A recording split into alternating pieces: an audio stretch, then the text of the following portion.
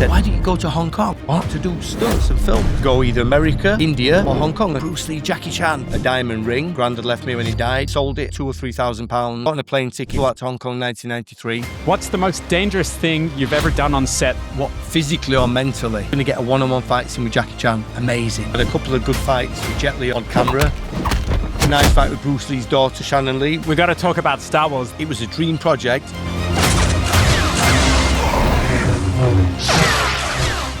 Do you think that the golden era of the stuntman is over because of AI? The rule of cool. Something that I love about Mike Lambert before he found the screen. He was a fighter and a martial artist. This is the man that makes Batman move and teaches Jedi how to swing around lightsabers.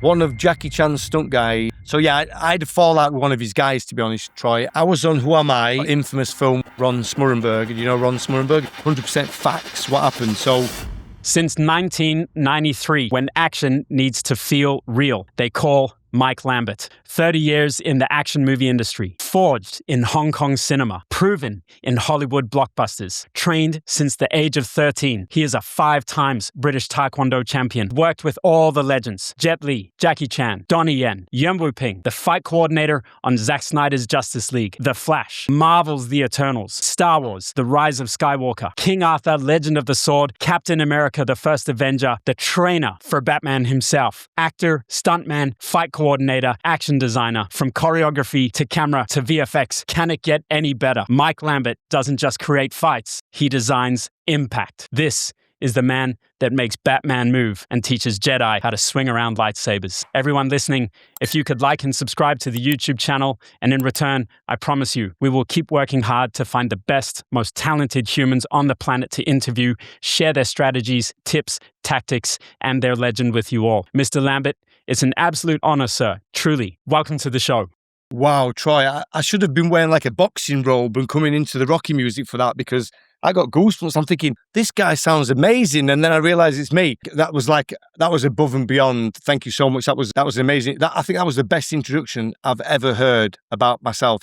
Thank you. Even my mother and my father wouldn't say that, speak that highly of me. So thank you so much. Pleasure to be here. Such an honor, sir. Really, it's Thank you. Really. Thank you. I'm so excited. I was telling you before, I have goosebumps everywhere. Hey, no need for Mr. Lambert or Sir. It's just Mike. Troy, we're friends. That's it. We're friends now, so it's cool. All right, don't knock me out if I cut back to Sir or No, Mr. Lambert. absolutely not. Mike, for people who might know you for your work, but not your face, you've worked on the Justice League, The Flash, Star Wars, Game of Thrones. I really want to get into Game of Thrones, big fan. And you've designed action at the highest level. So before we get into the madness, where did you grow up and what kind of kid were you? I would say I wasn't a bad kid. I had lots of energy. Thinking back now, because back then they didn't have ADHD. Now, I've not been diagnosed with ADHD, but so many people that have ADHD go to me.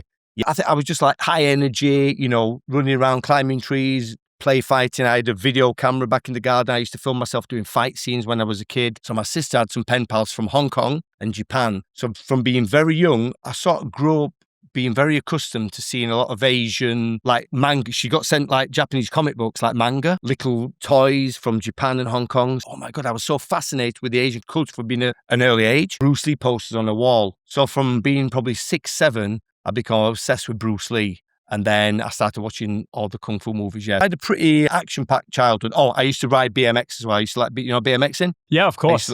So I used to play, on a weekend, I'd play video games in the day. I'd go out playing on my BMX in the day, then video games at night. So it was just BMX in the day, video games at night. So yeah. That's my childhood. I just see my childhood right in front of me. It's so funny how many guys I talk to in this industry, specifically in this niche, guys that are action designers, action guys, stunt coordinators, martial artists that are working in film. We all have very similar upbringings. Very interesting, beautiful. Okay, so the thing is, you can't create something that you've not seen. All these years, we slowly build up like a visual library. So the things you see, like if you grow up, I don't know, reading science books, you're into mathematics, which I wasn't, then obviously that's the thing you're going to be very good at, because that's the thing that you've been putting in your brain. So because I grew up playing video games, watching action films, martial art films, reading comic books, my visual library is just that. Do you get me? So it's like all these years, I'm just building, even now, I'll just every day try to watch action, anime, read comic books, just to build up and make sure my visual library is as big and wide as it can be. Perfect. We're already getting into your strategies, tips, and tactics. I love it. Okay, before we dive, how did you first get into stunts? Was it intentional or accidental? Since I was a kid, I grew up watching things like The Fall Guy, A-Team. Burt Reynolds had a film called Hooper when Burt Reynolds played a famous stunt guy called Hooper. And I was like, I want to be a stuntman, a stunt performer.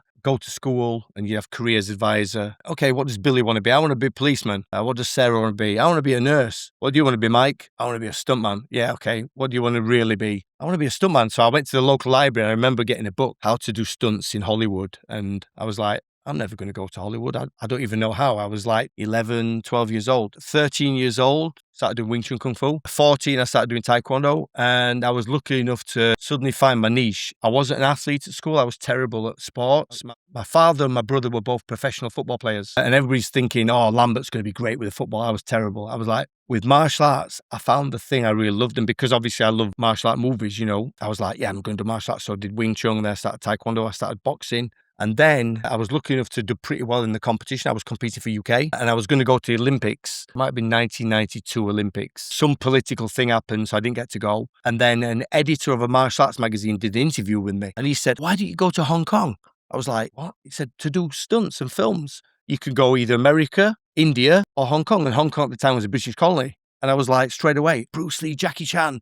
Okay, so I had a diamond ring that my granddad left me when he died. I sold it. I got £2,000 or £3,000, got on a plane ticket, flew out to Hong Kong 1993, and that's when it started. Yeah. Epic. So then what was your very first professional job? That's an amazing story, by the way. Your grandfather's diamond ring, hawking it, pawning it, getting a cap. Exactly, yeah. Awesome. I went to Hong Kong. Arrogantly, I thought I'm going to get off the plane because my kicks were pretty decent back in the day. I was flexible, I was young, I could do all the nice kicks and not as it is now. I mean, the Taekwondo guys now in Korea throwing these lights and, and the trickers, it's like, oh my God, doing things that you couldn't have dreamed about then. But back then, throwing a jump, spinning, 360, back spinning hook kick or whatever you want to call it. People call it different things. Or 360 jump back kick was like, wow, that was the pinnacle of like kicks back then, And I could like do a couple of flips and splits and kip ups. I thought I was going to get a film deal straight away. Honestly, I they're going to see me and they're going to be like, yeah, we want him as the main lead or something. I don't know why. I just thought it was going to be really easy and it wasn't. So for 2 or 3 months, I was literally ripping pages out of telephone books and walking round to film studios. And there was a guy I was introduced to called Mark Houghton. He's a Hung Gar master. He's done lots of Hong Kong movies. A friend of a friend introduced me to him. And Mark didn't want to really meet me at first. He was like, why is it? I don't want to talk to this other Westerner. Met him in the lobby of the YWCA in Hong Kong. And he had his baby daughter there at the time, Charlene. And I remember she threw up everywhere, vomit everywhere. Oh! So I went in, I got tissue paper, I'm mopping all this sick up and everything. And he's like, listen, why don't we come back tonight and we'll have a meal and we'll have a chat about what you want to do in Hong Kong. So I was like, oh, thank you, Mr. Houghton. Thank you. That'd be very nice. He went, wow, that's so nice. Call me Mark. I went out for a meal with Mark Houghton. We had a few beers and a drink. I said, yeah, I'd like to become a stuntman in Hong Kong. First, learn Cantonese, start learning Cantonese because then you'll get much more respect. And then secondly, learn to do as many abilities as you can. So we used to go to the YMCA in Hong Kong and we used to train like 3 times a week, me and some of the stunt guys. The first thing I did, the main thing I did was a video game commercial, a Japanese video game called Neo Geo Fatal Fury 2, I think. And they got in touch with me. And my first ever job, I got to, I think, Hong Kong, say for example, February 93. So this must have been March or April 1993. And I'd never done stunts before.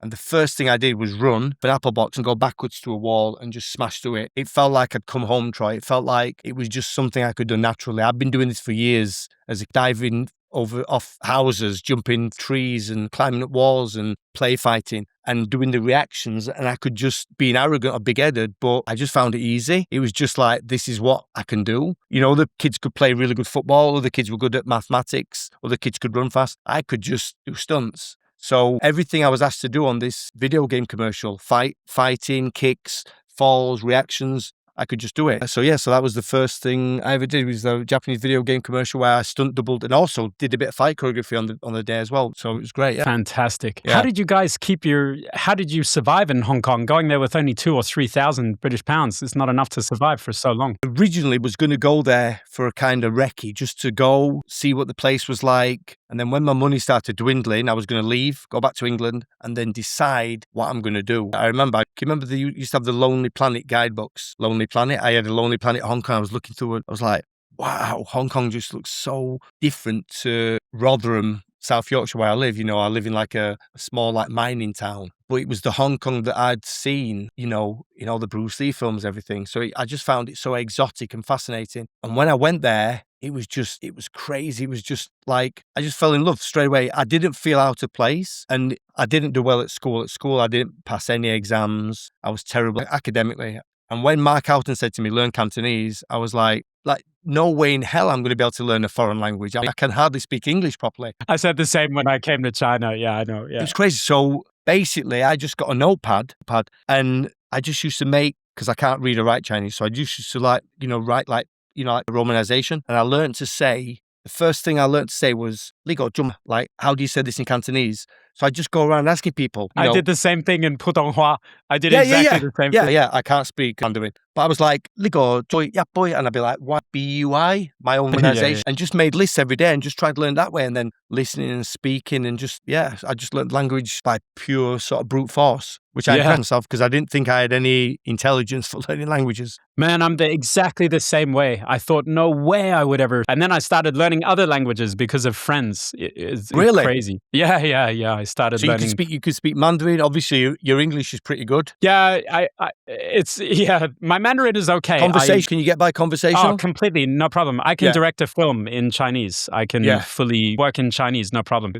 Okay, all right, let's get into it. So, what's the most dangerous thing you've ever done on set that the audience had absolutely no idea about? The most dangerous thing I've ever, physically or mentally? Physically. Damn, that's a real tough one, Troy. The dangerous thing I've done on set. Sometimes there's things, and you might have been in this situation, Troy, where you've done a stunt and they've filmed it from a particular angle and you think, that doesn't even look that dangerous. When you watch it back. I remember on Casino Royale, we're doing a fight scene with James Bond at the end of Casino Royale, and I had to fall from like the rafters into the water. And actually on playback, it didn't look like anything, but they had basically steel girders on either side. So if you overshot by about 5 or 6 feet, you're going to end up falling 25, 30 foot onto a steel girder. So that was pretty gnarly. But again, that's one thing where the audience sees it and goes, that's dangerous, I'm just thinking off the top of my head, because I've been doing it such a long time, Troy. Like I said, this is my 35th year. Yeah, it's like asking me what's my favorite hip hop album of all time. That's hard to answer. I think that's already a very good one. That's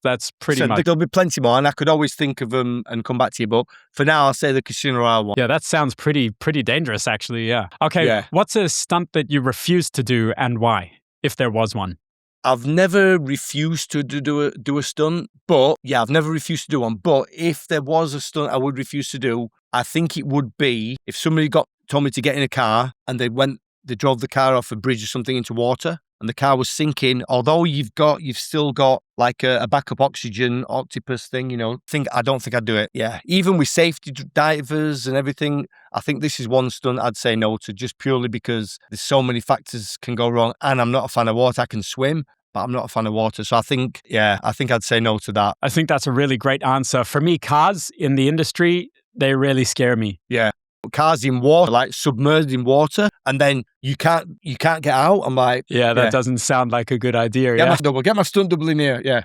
Get the double of the double. Yeah, double of the double. Or the triple double, because... Yeah. All right. Have you ever been on a set where you genuinely thought that someone is going to get seriously hurt? Yes, many times. Can you give me an example? I won't say the name. I won't say the name of the production or the coordinator, obviously, because but there's been a few times where certain situations. I remember one time we was on a film and they've got cars, full working cars on ratchets, on wires, and these cars are getting yanked, jerked into the air, and then free falling into a group of stunt guys. That the factors there for going wrong. I mean, listen, I'm all for real stunts and everything, but nowadays, Troy, VFX and CG is that good. There's no need to do a lot of these things. Where like before they'd throw something at a stunt guy and you just have to move out of the way and you just have to dodge something, and now you can just get them to move and have a CG axe or something go by. Back in the day, they'd literally have a stunt guy or a coordinator of set throwing something at you, you have to just dodge it. It's like, so I think a lot of things nowadays, you don't have to have a guy jerked into a full-on brick wall. You can have like a green pad there and the CG can make it look real and it'll still look good. The stunt guy's still doing a good stunt. He's still doing a jerk, but he's not having to wreck himself against a proper stone wall. So there's been a few situations. I remember once I was on a film, again, not naming where or when, and we had to walk from one set to another. This wasn't a stunt. It was just no safety at the top. and it was high up and people are just trying to push past each other and everybody's rushing around in a movie set. I'm thinking, if somebody trips and falls, they're going to fall like 30 feet. There's no safety, no wires, anything. So it's just little things like that where they could take that extra, all the time they're trying to rush to get things done on a movie set. Just take your time. Look, we're not saving lives. We're not curing cancer. We're just making entertainment. So let's everybody take a little bit more time in the health and safety aspects and make the set a safer place, But yeah, of course, it's inevitable, Troy. There's always going to be situations where there's action and big stunts on set where the possibility of something going wrong is, it can happen, Yeah, it's crazy. Yeah, there's some crazy stories out there. Yeah, so it depends what country you're in, like you could be in a country far out in Asia where I remember in Hong Kong years ago, we did an explosion thing. And I think in the UK, there's restrictions how much petrol they can put in like an explosive bag, And that me and this other guy did a jump and they blew up this car behind us. And back then, they couldn't, if they got caught filming in Hong Kong on the streets back then with no permit and the police came, they'd confiscate everything, this. So it was like guerrilla filmmaking. As soon as they shot the shot, they had to just leave because if the police got them, they'd take the film for that day and that's it. It'd be a day wasted. So we're doing this jump off a hill, me and the stunt guy, and the explosion was like, it was pretty big, but not that bad. And I was like, okay, and the director was like, cut, that was shit. Special effects come here, that was what, I want a big explosion, not like a Mickey Mouse kiddie explosion. I want a big adult version. So the bag went from this to this. I was like, and then I was a little bit new to the stunt game and I'm like, do we have to wear any like fireproof clothing or like, I've seen documentaries where they put gel on them or 1 second. So the guy came back with a bucket of water and just emptied some water over me, right? Seriously. God. So I'm wet through water. And then I remember we did 3, 2, 1 and leapt. And it felt like my back had been hit by 10,000 hot needles. And I landed on the crash mat and rolled over. Then all the flaming debris came down. The crash mat went up in flames. I rolled off and we're putting each other out. And then the sirens came. Woo! The police were coming. So then seriously, true story, everybody left. There were no room for us in the van. So there's me and this other stunt guy, honestly, sat on the side of the road with a burnt out car behind us, still smoking the jackets. And then the police come up and said, "Seen anything, guys?" And we're like,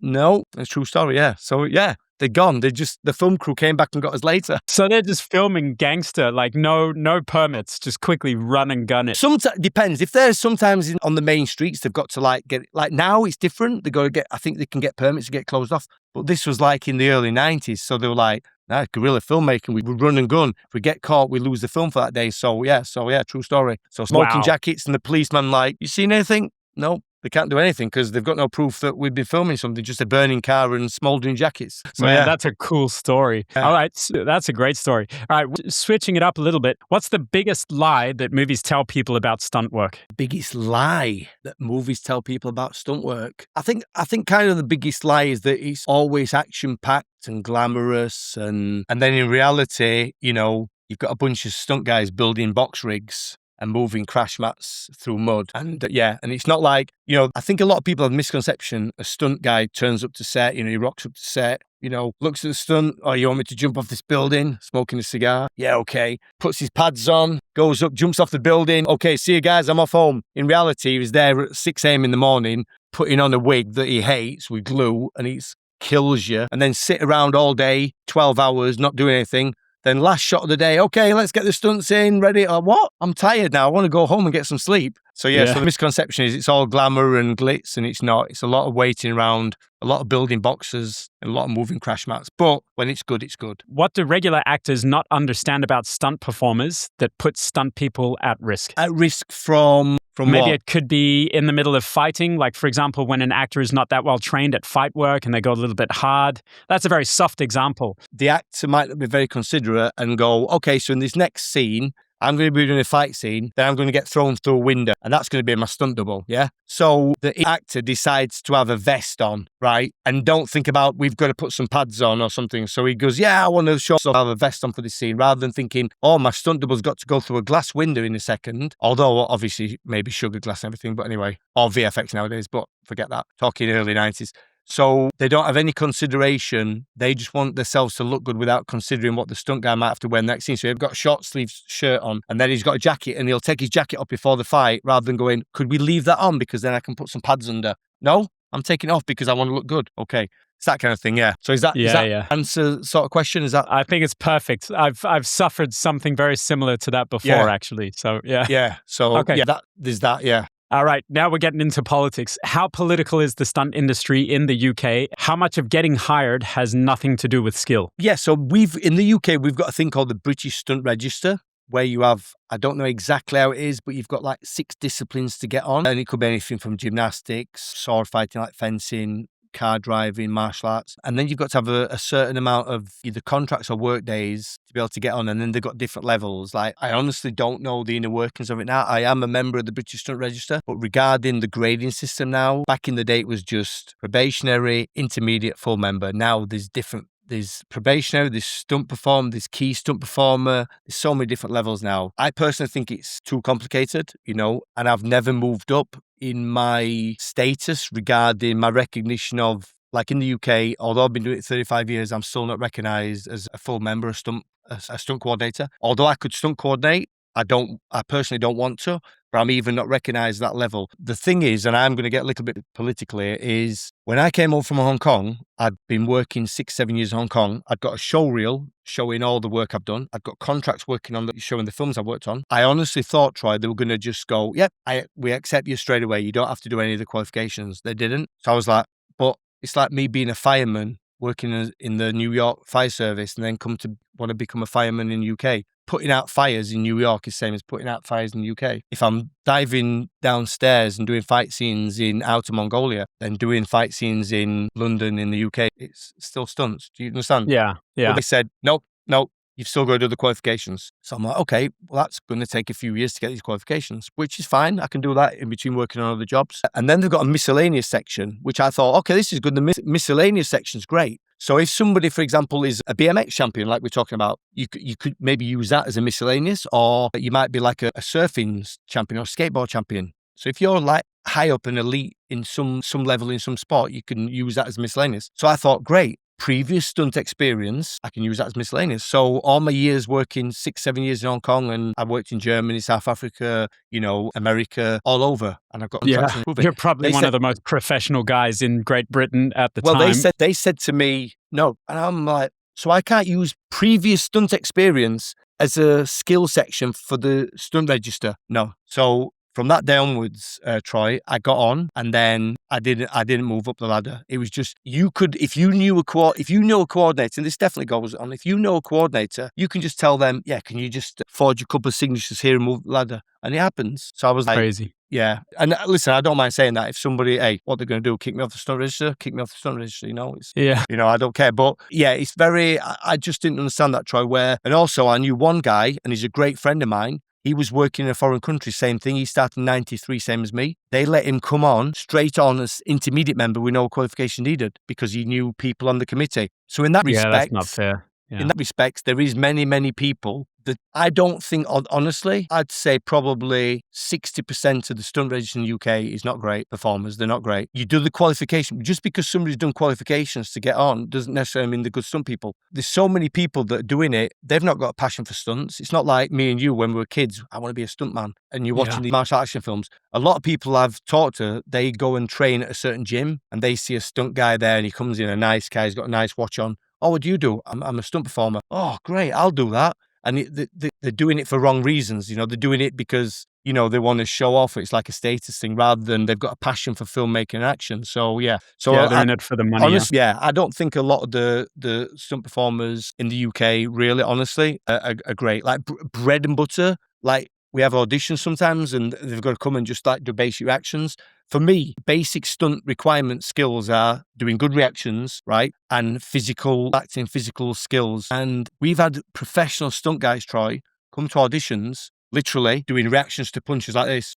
Oh my God. And they call themselves professionals. Body shot. Yeah. And I'm like, you guys are getting paid good money to be professional stunt performers and they can't even do basic reactions. Yeah. That's also a little bit disrespectful, right? It's a waste of your time and that's not good. Yeah.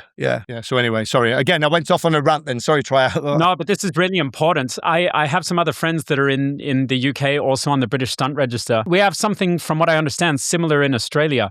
With me and all my achievements and what I've done here in China, we've been in films that are competing financially with the Avengers. You know, there's films in China which make big money. And my team members and I, we've been in these films. And so I think the same thing would happen to me if I returned to Australia. Yeah, I would have to go through some kind of... I think the Australian Stunt Register actually uses the British Stunt Register as like a model. They model themselves on sort of things. It's very similar.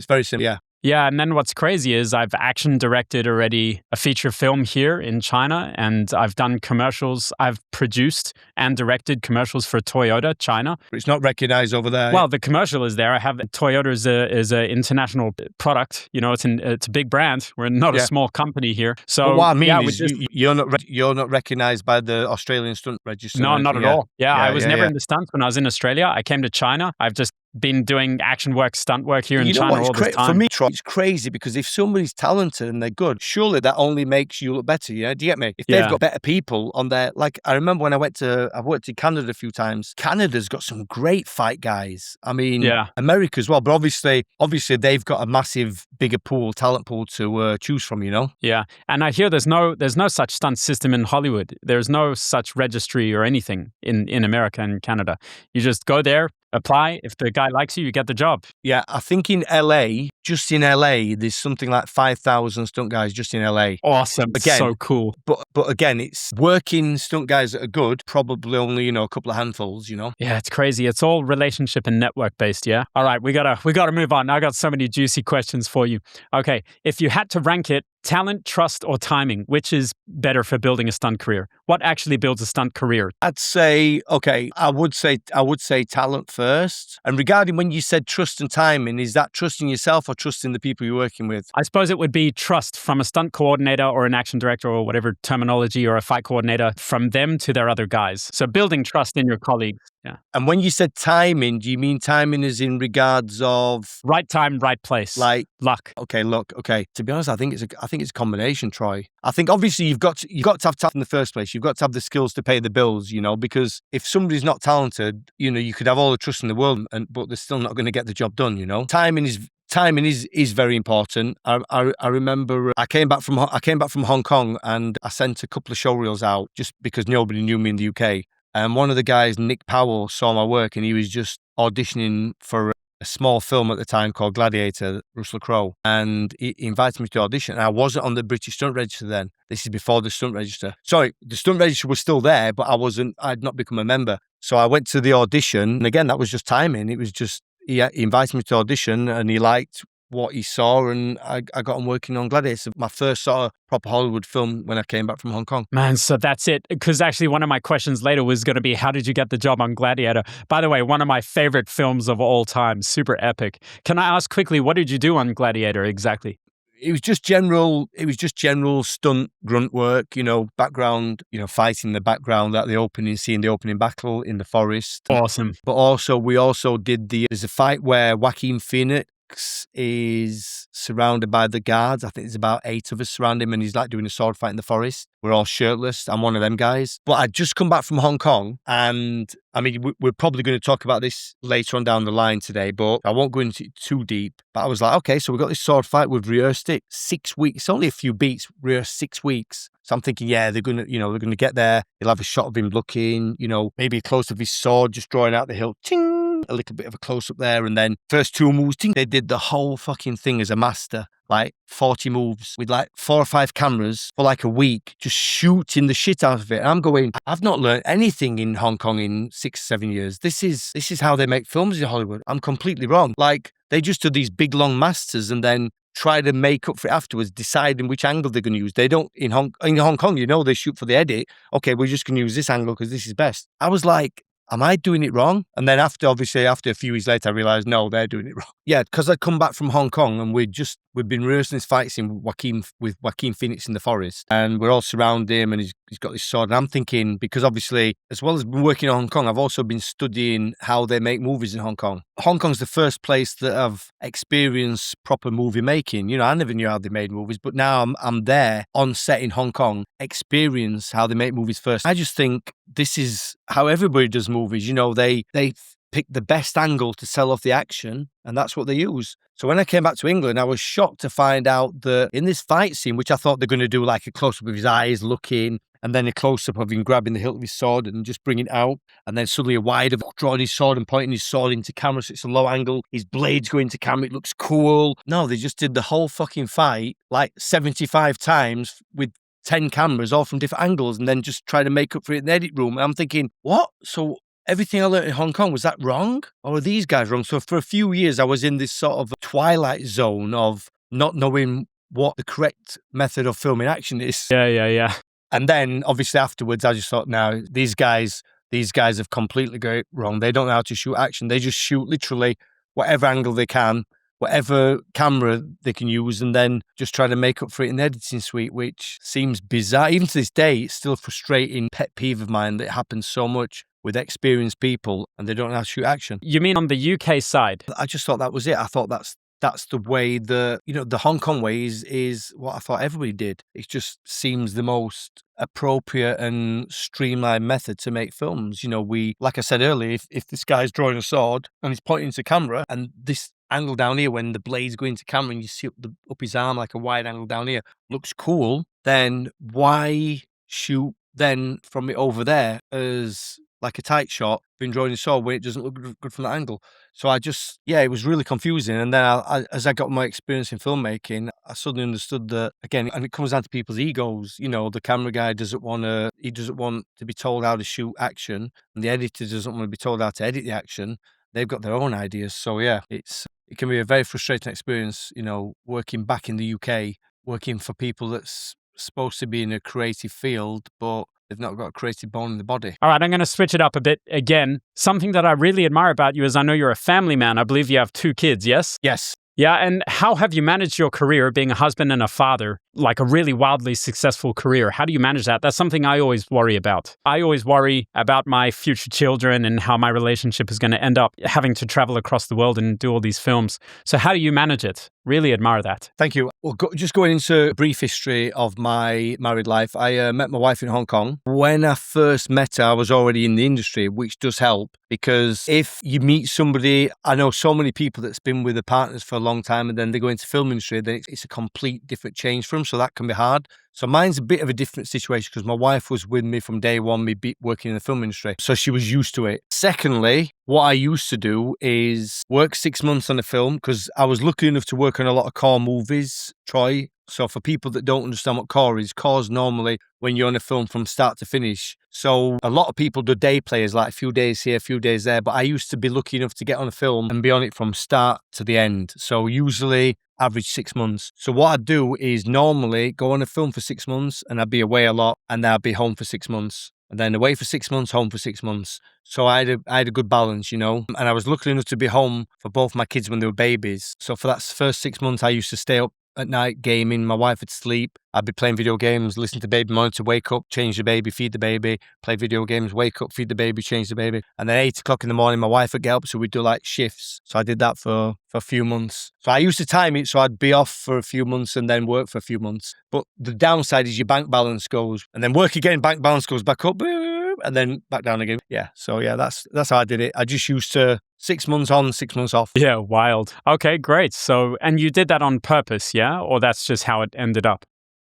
I did that on purpose. Yeah, purposely used to work on one movie, have enough saved in the bank, see me for a few months, take time off with family, and then back working again. Yeah, I did that for a long time, yeah. Okay, cool. Fantastic. So that's how you managed it, yeah? Excellent. That's how I did, but obviously I don't want everybody else to go, Mike Lambert said that I should do one movie and then I've got no money in my bank now. It's like, it worked for me. It worked for me. Yeah, I think a lot of guys, they worry that if they don't just take the next opportunity as well, that they're just going to drop off the radar. Yeah. Of course. Or you're not going to become the new kid on the block anymore or the flavour of the month, which can happen, Of course it can happen, but sometimes it's a little bit of a gamble you got to take and you've got to try to justify what do you want more in life. You've got to have that work-life balance. And some people don't. Some people just work. But again, it's what you want out of your life. You've got to weigh it up. It's a very fine line.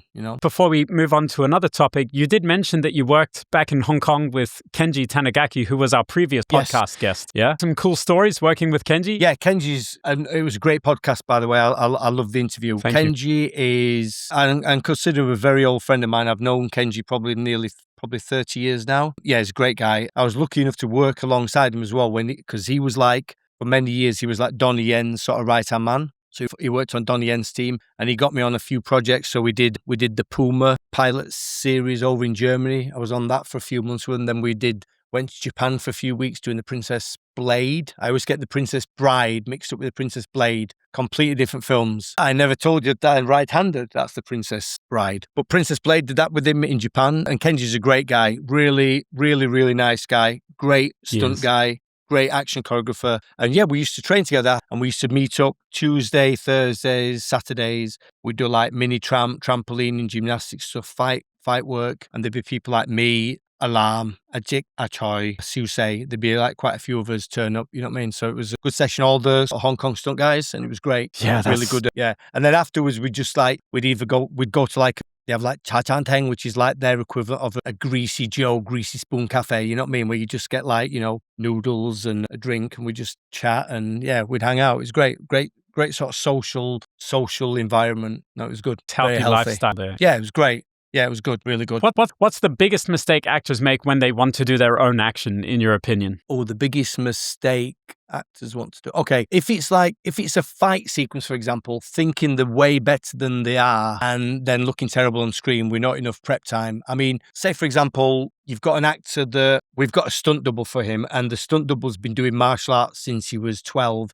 And he's been doing martial arts 20 years and he's expert martial arts and the fight is a stylized fight. I'm not talking, okay, if we're talking realism like Gangs of London, where it's a bit more brutal and a bit more realistic, but if I'm talking, because I find a lot of that action boring, not that it's not good, it's just that if I want to see realistic action, I'll just go into town on Saturday night and wait till two drunk guys start fighting, But I want to see stylized over-the-top action. I like anime-inspired fantastical action, so I want to see something cool. So if an actor's doing his own fight scene and him himself or herself is not very physically gifted, how the hell are they going to think they're going to look better than their stunt double that's been doing martial arts and stunts for 25 years? And the director, it's a trend nowadays, a lot of directors and producers are trying to get the actors to do much more action themselves, I mean, you've got exceptions, like people like Jason Statham, for example. Actually, it'd be a pretty good double for Jason Statham. You're better looking, though. You're like Jason Statham 2.0. Yeah, you're right. But like Jason Statham, he's physically very gifted and he can move and fight well. But a lot of actors are not. And when they think they are, or they're like, oh, the best thing is when they go, yeah, I want to try that stunt. I'm like, really? Okay, what, you want to try that jerk back into a wall? Yeah, I want to do it. And then you see the face after they've done one and they'll be like, that hurts. So we don't want to do that anymore. Yeah, but sometimes it's good to let them know because then sometimes they have more respect for the stunt performers. I mean, listen, there's some really good actors out there that do fully respect the stunt world and know how hard it is. And I've been there where the director's going, you can do this fight scene or this little bit of action. And he's like going, no, I want Jim to do it, my stunt double Jim. There's no stunt double called Jim. I've just made that up, just, off the top of my head. Yeah. But like, oh no, Jim to do it because they've got respect going, no, but I'm taking work away from him. So let Jim do this. So there is some good artists out there that will, always vouch for and be on the side of the stunt performer, which is great. But yeah, no, there's a lot of again, it comes down to people's personality choice.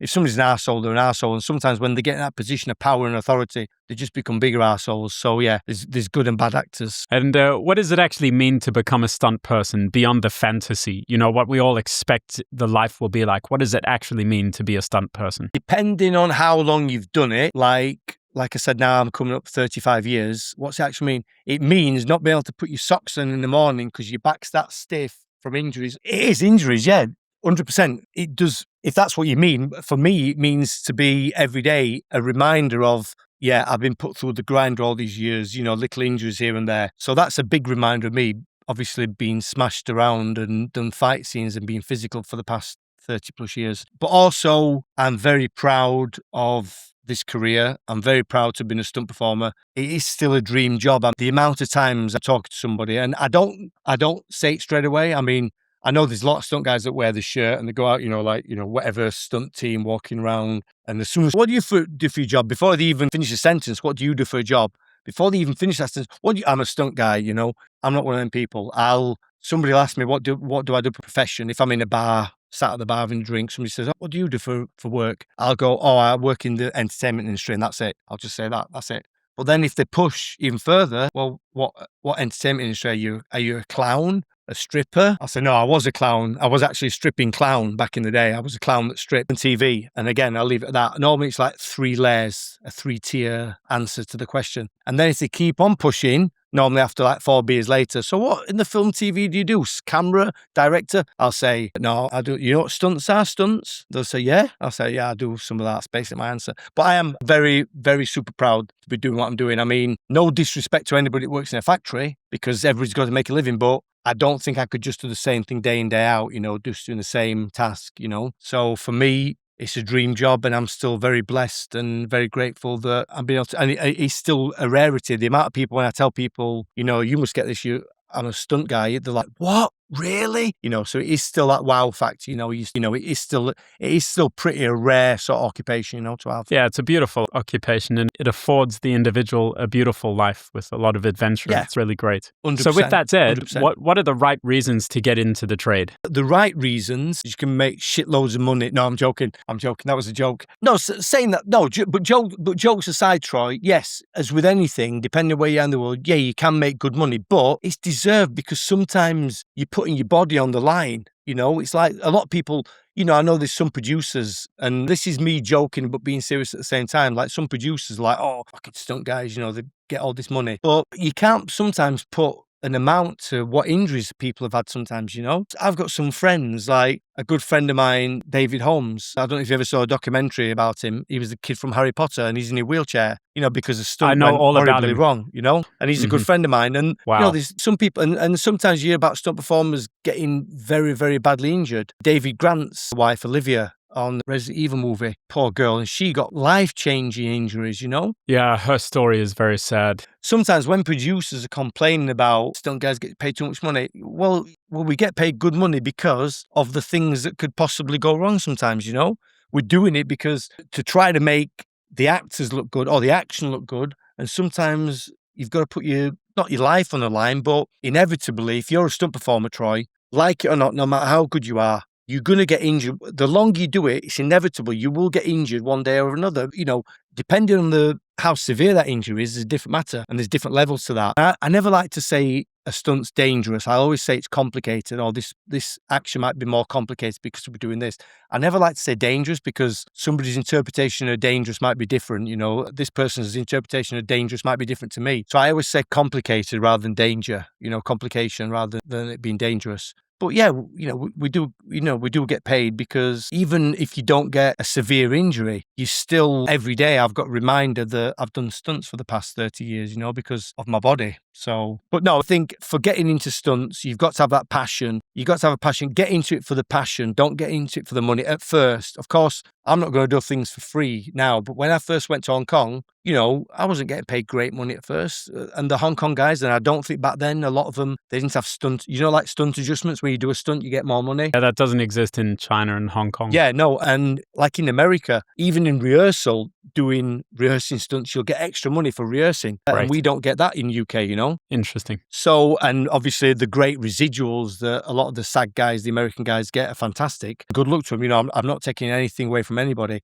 But for me, getting to stunts, firstly, for the main reason, passion. If you love martial arts and action and you've got a gift for it, for me, it's all about looking good, right? Of course, you've got to have resilience. You've got to be tough. Of course, you don't want to, obviously, the first time you get a bad knock, you start crying and it hurts. You can't be like, obviously you've got to have, I'm not trying to be a tough guy, but you have got to have a certain mentality and a certain toughness, both physically and mentally. You've got to have that, And I think all of us are probably a little bit, I won't say crazy, but a little bit not normal. Because, why would you want to put your body through this if you 100% sane? I'm not saying crazy, but there's definitely something there. I think some performers have got different traits compared to other people. Hence, that's why we got into this. Yeah, absolutely. Yeah, I've a passion for it. Enjoy it, want to do it. And like I said, if somebody moves good and they look good moving, that's half the battle. You've got to doing something like if somebody moves good, I can give you a pair of bananas. So you could have 2 eskrima sticks and make it look good. Or you can have 2 bananas and still look good with a pair of bananas. Although bananas won't do much damage, you'll still look good using them, So yeah. Yeah, right on. And what skill gets someone hired the fastest in the UK stunt scene? What skill gets somebody hired fast? And this could be anything. It could be business savvy, communication, networking, could be martial arts, could be horse riding, could be, in your opinion. Overall, I think good physical stunts, good physical understanding of your body mechanics, like I said earlier, like having the good reactions and just being a good physical performer all round. The word will get round, will travel pretty fast. Like in UK, we've got people like Andy Lister, who's a wushu background, and he was like Captain America double, things like that. Fantastic stunt guy. Liang, who is Chinese, but he works in the UK. Again, he just moves great. And as soon as people have seen these performers perform and they go, word gets round fast and they go, oh yeah, use this. If you want a fight guy, use Andy Lister. If you want to, use Liang, it gets around pretty quick. But again, depends what kind of film you're doing. If you're doing like a car movie, obviously the good car guys, they're going to get obviously noticed and used a lot if they're good, got good driving skills. So yeah, I think it depends on the context of the film and obviously the situation. But I'd say generally, if I had to put my finger on like one major skill, good fit, like physical stunts, like being a good, like I said earlier, with the two bananas, somebody who moves well. Have some good physical intelligence, yeah. Exactly, yeah. And music, and they can adapt to everything. I mean, the look's important as well, I think, because obviously a certain look and a size, you might be geared. I don't want to sound stereotypical, but for somebody who's 6'1", square-jawed, you're going to be more typical for that leading actor, Yeah. So yeah. So looks does play a part as well, or even playing a bad guy, playing like, a thug in the background or a villain or something, Absolutely. What's the one thing that no stunt school or mentor can actually teach you? I think the actual on-set experience. I mean, you could sort of do like a mock-up version at a stunt school. Like you could get a few guys to gather around, put a bit of pressure on you, because you could teach them some fight choreo, and then as soon as you put a camera on it, action, then some people deer in the headlights and they freeze or something, I've seen it with experienced stunt guys, but nothing beats that. You're up on a platform, you've got to run and jump on action off something into a rig or get fired off into a wire, and there's like 300 crew down there, and you see an ambulance on standby just in case something goes wrong. Everybody's going, and they're going, oh, you've got somebody saying, you got to go on 2. Don't go on 3 because we're setting the explosive, and then don't fuck this up because we've only got one take at this. And the adrenaline is going, and you're up on that platform, and you're watching, and you're thinking, oh, nothing prepares you for that. And that's just, it's, you can't. Only by doing it. It's like when Bruce Lee said the best way of learning how to fight is fighting, it's like the best exercise for running. Yeah, the best exercise for running is running, going out there and running. That's the best exercise. You can do all these supplementary exercises to prepare you for running, but the best exercise for running is running. So it's for that, the best way of getting used to doing stunts. So I don't think anything can prepare you for that on-set experience as much as being on set, I think that's great. I hope that answers the question. Sorry. Man, that's beautiful. I love your analogy as well. That's going to be awesome when the podcast hits. Troy, I don't know how my brain works. Sometimes I just don't even know it just goes. I don't know why. It just goes off. Okay, here's a kind of an interesting one, maybe a bit technical because it compares the 3 landscapes.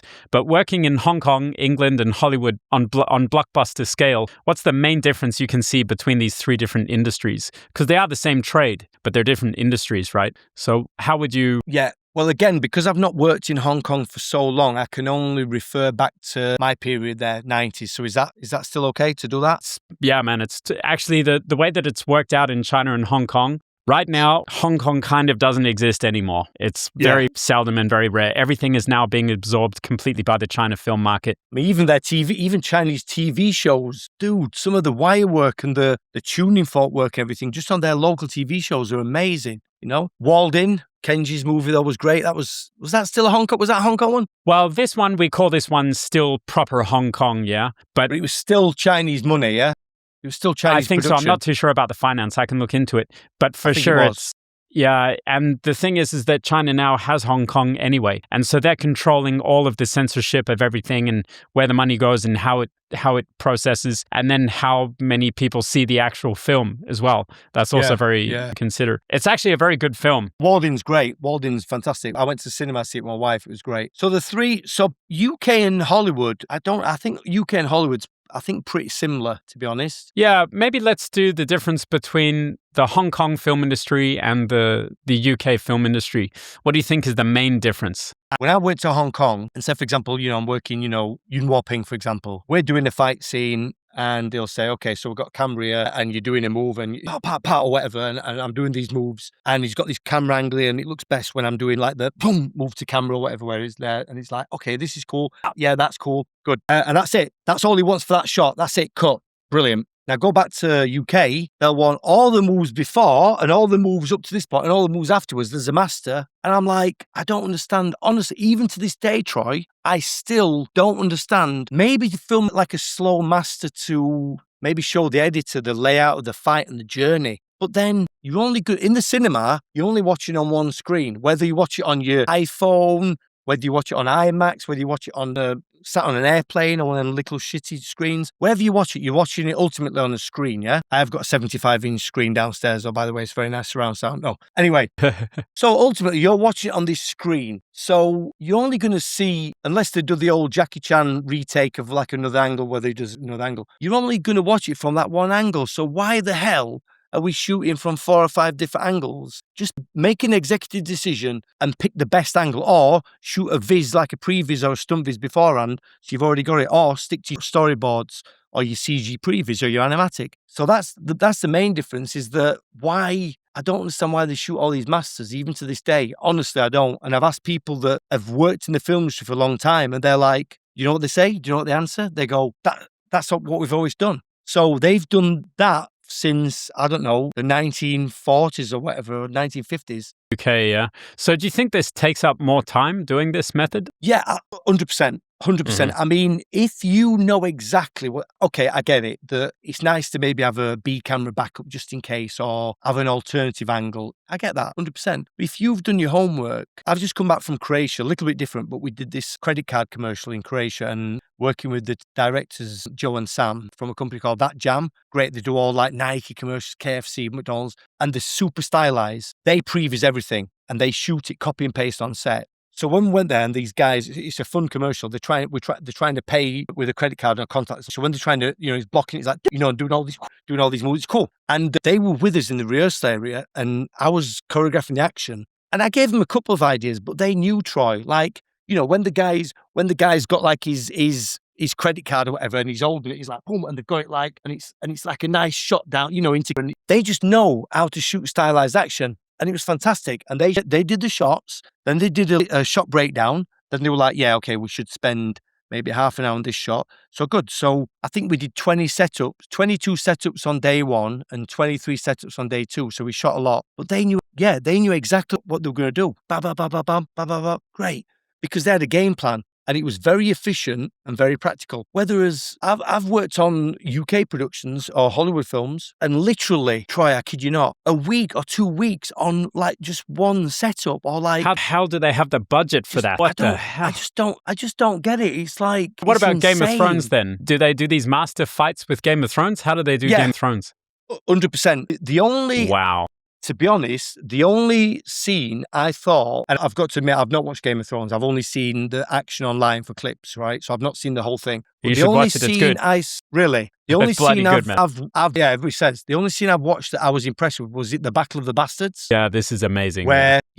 Now, Rowley Earlham was the stunt coordinator, and I think he might have been, was he second director as well? He's a friend of mine from the UK. He's a well-established stunt coordinator, Rowley Earlham, and he's a great guy. And they designed the action for that, and it's a great combination: live action, real action, and VFX. It's a perfect harmony, a perfect marriage of the two, which for me makes the best action. And that sequence was fantastic because it was stylized, it had some cool shots, and for me, Troy, it's all about angles and moments. Yeah, when you watch an action sequence, action for action's sake is, yeah, whatever. But when you've got cool standout moments that you remember, and people go, "Oh, have you ever seen American History X? Have you ever seen that film? I don't know if you've." Okay. Yeah. Can you remember anything from it? Yeah, the jaw. Off the top of your head or not? The stomping. Right. Okay. Yeah, but what else do you remember from that film? What else? What other scene? Okay, right. So I got you right. So that's it. Yeah, you got me. Time over. Time up. Yeah, I got you. yeah. That's a moment. Yeah. So what you do, Troy, straight away, done this test with so many people. American, the curve, right? Because it's embedded in your brain. So what you should do in an action sequence, if everything's cool all the time, it becomes not cool. You get desensitized to it. So if every move's cool, it's cool, then it just becomes the norm. So you got nowhere to go. For me, I'd rather have something shorter and leave the audience wanting more. So have generic, and then suddenly something cool, like an arm break and a bone comes out. Oh shit, right? Yeah. And then have a moment. So angles to sell it, So cool angles and then a cool moment, job done for me. Can I be a little bit, turn this podcast on me for a second? Of course you Because can. you're really one of the coolest fight coordinators. I'll tell you this, man. That moment that you're talking about, we call this, when I do action design or when I talk to other coordinators or directors, usually in the film industry, they call this the spectacle. So that's what you're talking about, right? A spectacle within a fight sequence. But within a fight sequence, the spectacle is like tiny. It's like a mini moment. I think the last Rian Johnson film, the one that J.J. Abrams did, the last of the 3 trilogy of the recent Star Wars films, a spectacle will be when that transport ship warped a light speed jump and blew up that huge cruiser. Yeah. So this is a spectacle. So you're trying to get that inside a tiny little fight. It's like a big set piece sort of thing. And so we try to create those wow moments. So now I want to jump over to your fight with Batman and the Flash. Oh my God, dude. So cool when, he dives down, and then Ashley Beck is in the costume. Yes, he's doing the fight work, right? Ashley did a great job, and you're the fight coordinator. And so I want to say thank you so much for, I think this is the first time for me personally in live action of Batman. There's that moment where I think he's held from behind and he throws the device and the device comes back, hits the guy holding him. Batarang, Yeah, he's Batarang. Then he gets free and it's totally Taekwondo, man. Like really made Batman look like a martial artist. And when I saw that, because what he does is Batman rotates, the camera angle is this way from behind me, or you're the camera, right? Yeah. So Batman is like, I'm going to get up and I'm going to do it because I'm so excited. I'm like this. Don't pull it, don't rip your pants. Yeah, can't rip my pants. They're very expensive. So I'm like this, right? Batman's like this, and he gets away and he turns this way, but then he's 180 and does a back side kick. Yeah, when you coordinate that back side kick, it's true to the mechanics of a back side kick. Like what you did for me as a martial artist, when I watch that moment, I get so excited. It's just one kick. But it's cool. Is exactly what I would do in that situation. If someone was holding me like, I wouldn't deliver a side kick with my left leg because there's not enough power. And it's so stylistic, you just... No, thank you. Boom, backside kick, right leg. I was pleased with this fight. The other, I've got to give a nod out as well to the other Batman fight, which Richard Citrone did in Batman versus Superman, the warehouse fight. I thought that was cool as well. Yeah, you had some big competition, man. Yeah, no, I honestly would say that beats my fight, honestly, if I'm technically speaking. No, I would. Brad say mine's the second best Batman on-screen fight. But anyway, what I'll do, so going into, do you want me to just evolve a bit on how the process came about, how I developed that fight, or do you want me to go into that? Yeah, I want to hear everything. Is that cool? Well, the thing is, Troy, my biggest bugbear is what we'll do, say, for example, people like Brad Allen, rest in peace, Brad. People like Brad Allen, 8-7-11, people like Chad and Dave Leach, who do the Hong Kong style. I mean, there's no hiding it. Their style is 100% Hong Kong style because obviously they learnt it when they did The Matrix, watching Yuen Woo-ping and how them guys work. So they've took that sort of Hong Kong formula and put their own little spin at made 8-7-11, which, fantastic. They do great action. But them guys, they shoot, same as Hong Kong, they shoot for the edit. Brad Allen always shoots for the edit, and them guys. Now, what happens in a lot of our cases, in Hong Kong, you've got somebody like the action choreographer, action designer, martial arts coordinator, whatever you want to call it. So you've got like Yuen Woo-ping, Yuen Kwai also, rest in peace. He's passed away. Stephen Tung. You've got all these, Wrigley Choi, Choi Boa. When the action director comes on set, Troy, I don't know if it's the same in China, but back in the day in Hong Kong, the action martial arts choreographer would come on set. He would choreograph the action. He would tell the camera guy where the camera goes. He would also tell the editor how to edit it. So he has control over all them 3 things, right? Which we still do this today. Okay, cool. Right, which for me is essential because the choreo, the camera angle is so important to whatever move he's done, because obviously if he's doing a nice spinning kick, it might be nice to have a counter and see the kick go past the camera. You don't want to have a tight shot on his head when he's doing a spinning kick, right? Because you're going to miss it, right? I know that sounds obvious, but no, it's not obvious because so many DLPs will film a guy doing a spinning kick like this, right? Yeah. That's another story. They just have a different, regular cinematographers just have a different concept. It's just, So what I'm going to do, I'll get to that, Troy. The thing is then, as you know, then the editor is so important because, as you know, a frame, send or that end, one frame can make a massive difference.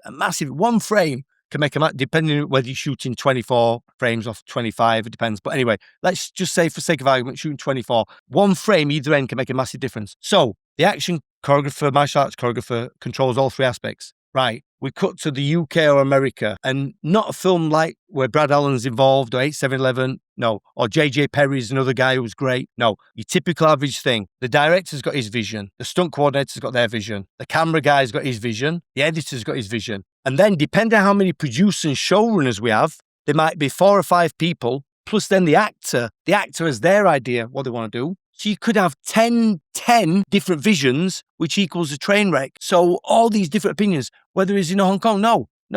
I'm telling you what the choreo is. This is the camera angle and this is the edit. That's why so much of the action turns out great. Now, in the UK, sometimes we film stunt, stunt viz, we call them stunt viz. We call them stunt viz now. It's like a previs, but for stunt guys, yeah? So we film stunt viz, the producers, director, they love it. Oh, choreo's great, angle's great, works fantastic. You get to set, the DOP's thinking, I'm not going to shoot it. Don't tell me how to shoot my shit. So he's going to shoot it his own way, right? The editor's thinking, don't tell me how to edit my shit. So he's got his own way. So it's egos, right? It comes down to egos. So a lot of the stuff, Troy, and many of my projects I've done before, great stunt viz looks shit on set because they don't shoot it how it was intended to be shot. The Batman one probably stayed 90% same, which is great. Rob Alonso was second director, and he's a good martial arts guy and directing his own right. He kept it more or less 90% the same. So stunt viz, it's very close. It's not bad at all. So you know what? Out of all the things I've done, that's probably the closest they've kept. Everything else, like the stuff I did on Rise of Skywalker, we had some great stuff, Troy. They didn't want any of it, but I'll go on to that in a bit. Let's finish Batman. Let's finish Batman's story. So the Batman story, I had the script. The stunt coordinator asked me for some ideas. So what I'd normally do is do a beat sheet first. I'll do a very basic beat. Is this what you want to hear? My methodology, how I go into, my psych about stuff. So what I'd normally do is do a beat sheet. So I might go, okay, Batman, guards in the area. We've got shot. I might just say opening shot, guards all in the area looking for Batman. And then we cut to shot over Batman's shoulder, looking down, seeing the guards. Then we have a wide shot of him swooping down. I'll do this, like very short bullet points about what's going to happen with the action. And I wanted him to swoop down, take a guard up and do a move, which is called, it's from Ninja Gaiden video game, Izuna Drop, where, is it Ryu? The main guy in Ninja Gaiden, he slashes the guy up in the air, like juggles him, grabs him, turns him and then spins and pile drives him to the floor. So I wanted to do this with Batman, a similar move. And when I was doing it on the beat sheet, the stunt coordinator didn't understand what I meant. And she was trying to talk to the director. He didn't understand. So I thought, you know what? I'll try to do like maybe my own little CG previs just for that move. And then I thought, I've got a motion capture suit. That's not a Batman suit, by the way. That's a motion capture suit, okay? I thought, why don't I just try to do the whole sequence myself, right? Because I love VFX. I've always been into video games, Troy, and I love VFX. I'm a VFX hobbyist for 20 years. I always do VFX, right? So I use After Effects, Blender, Unreal Engine, and I love it. I've always been fascinated with graphics in video games and visual effects. So I thought, you know what? I'll try to do this scene. So I got the mocap suit on. I played Batman, and I played each guard separately. Then I put it together in Blender, and I was like, okay, it's not going to win me any awards. I'm not going to get a job at Weta or ILM or Pixar or DreamWorks anytime soon. Ultimately, you're just trying to tell a story, yeah? And what's better than a beat sheet where sometimes it's hard to visualize where you can actually see it? So I did this previs and they loved it. They were like, this is fantastic. So from the previs, we then did the stunt viz. So we did live action version of the previs and then we copy and pasted, translated that on set and it kind of stayed the same. So I was pleased with how it turned out. But obviously we had some great stunt guys as well, a great wire team doing the wires and Ashley Beck, who was an amazing Batman stunt double and he's an amazing fight guy in his own right and stunt guy. Killing it, yeah. Yeah, cool, man. That's a very technical thing to viz out. So good job, yeah. Mike, I want to try to help the other guys out there that were like you and I when they're just trying to get into the business and it's really hard to achieve that. So can I ask you, when a young guy emails someone like you that's in a position to open up a door or help them out or even just give good advice, what's the right way to approach that email or what's the right way to approach reaching out to you? How I would advise somebody wanted to reach out to like an action designer, fight coordinator, maybe asking for advice, yeah? Yeah, okay. To try to get into the industry, to try to get a job. Okay, well, this is, again, Troy, this is only my opinion, obviously, so you can take it with a pinch of salt, take it, leave it. But firstly, mainly for me, be respectful, okay? You don't have to kiss ass, you don't have to kiss backside, but just be respectful. I've had people send me things and gone, yo, seriously, check my shit out. How badass am I, right? That's I'm not even bad. joking.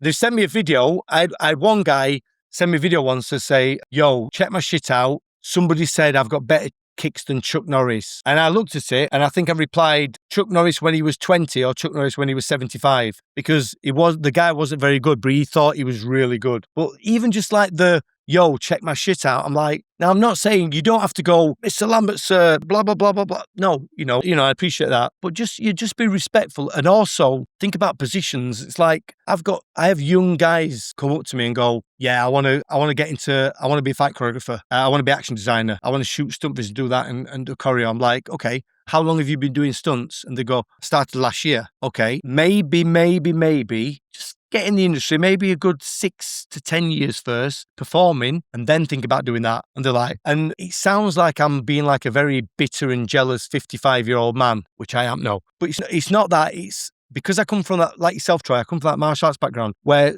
say, in this case, let's just say Taekwondo. So you have a white belt, yellow belt, green belt, blue belt, red belt, black belt. You go up in ranks, right? You've got to work your way up. You've got to have level. Yeah, exactly.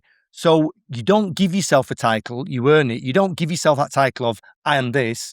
You got to earn that. Other people can say you're good. Other people can say, oh, he's a legend. You can't say that shit yourself. I'm not going to go around. I mean, listen, I still get embarrassed if people say, oh, Mike Lambert's pretty good at his job or something. I think that's an understatement. No, but honestly, Troy, I honestly do. I would never go around, I just think, honestly, and I'm being honest now, I'm not looking for a pat on the back. I just think I'm very average at what I do, but I try to be polite and respectful with people, and I've made a decent living from it, Yeah, there's people way better than me. Of course there is. But there's people way worse than me. But then there's people that's way worse than me that have got a bad attitude and are not very nice people. So hopefully I'm going to do better than them people, you know what I mean? Yeah. So, be respectful, earn your stripes, learn to walk before you start running. Because for me, if you're in a position of being like an action choreographer, action designer, whatever you want to call it, fight choreographer, you've got to have experience, life experience and experience working on set to be able to tell somebody. Because if you're working with a group of experienced stunt performers or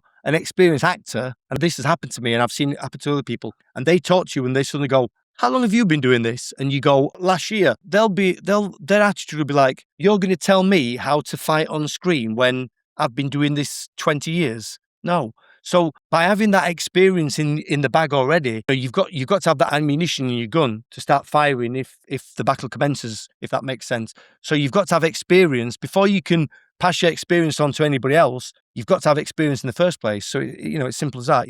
So yeah, earn your stripes, pay your dues, you earn your title. You don't give titles yourself. Other people give you titles. It's that kind of thing, So sorry, I'm a bit passionate about that, because I've got so many young people think they can just come straight in and fight coordinate straight away. They've got the skills to do it. Yeah, they've got the skills to do it.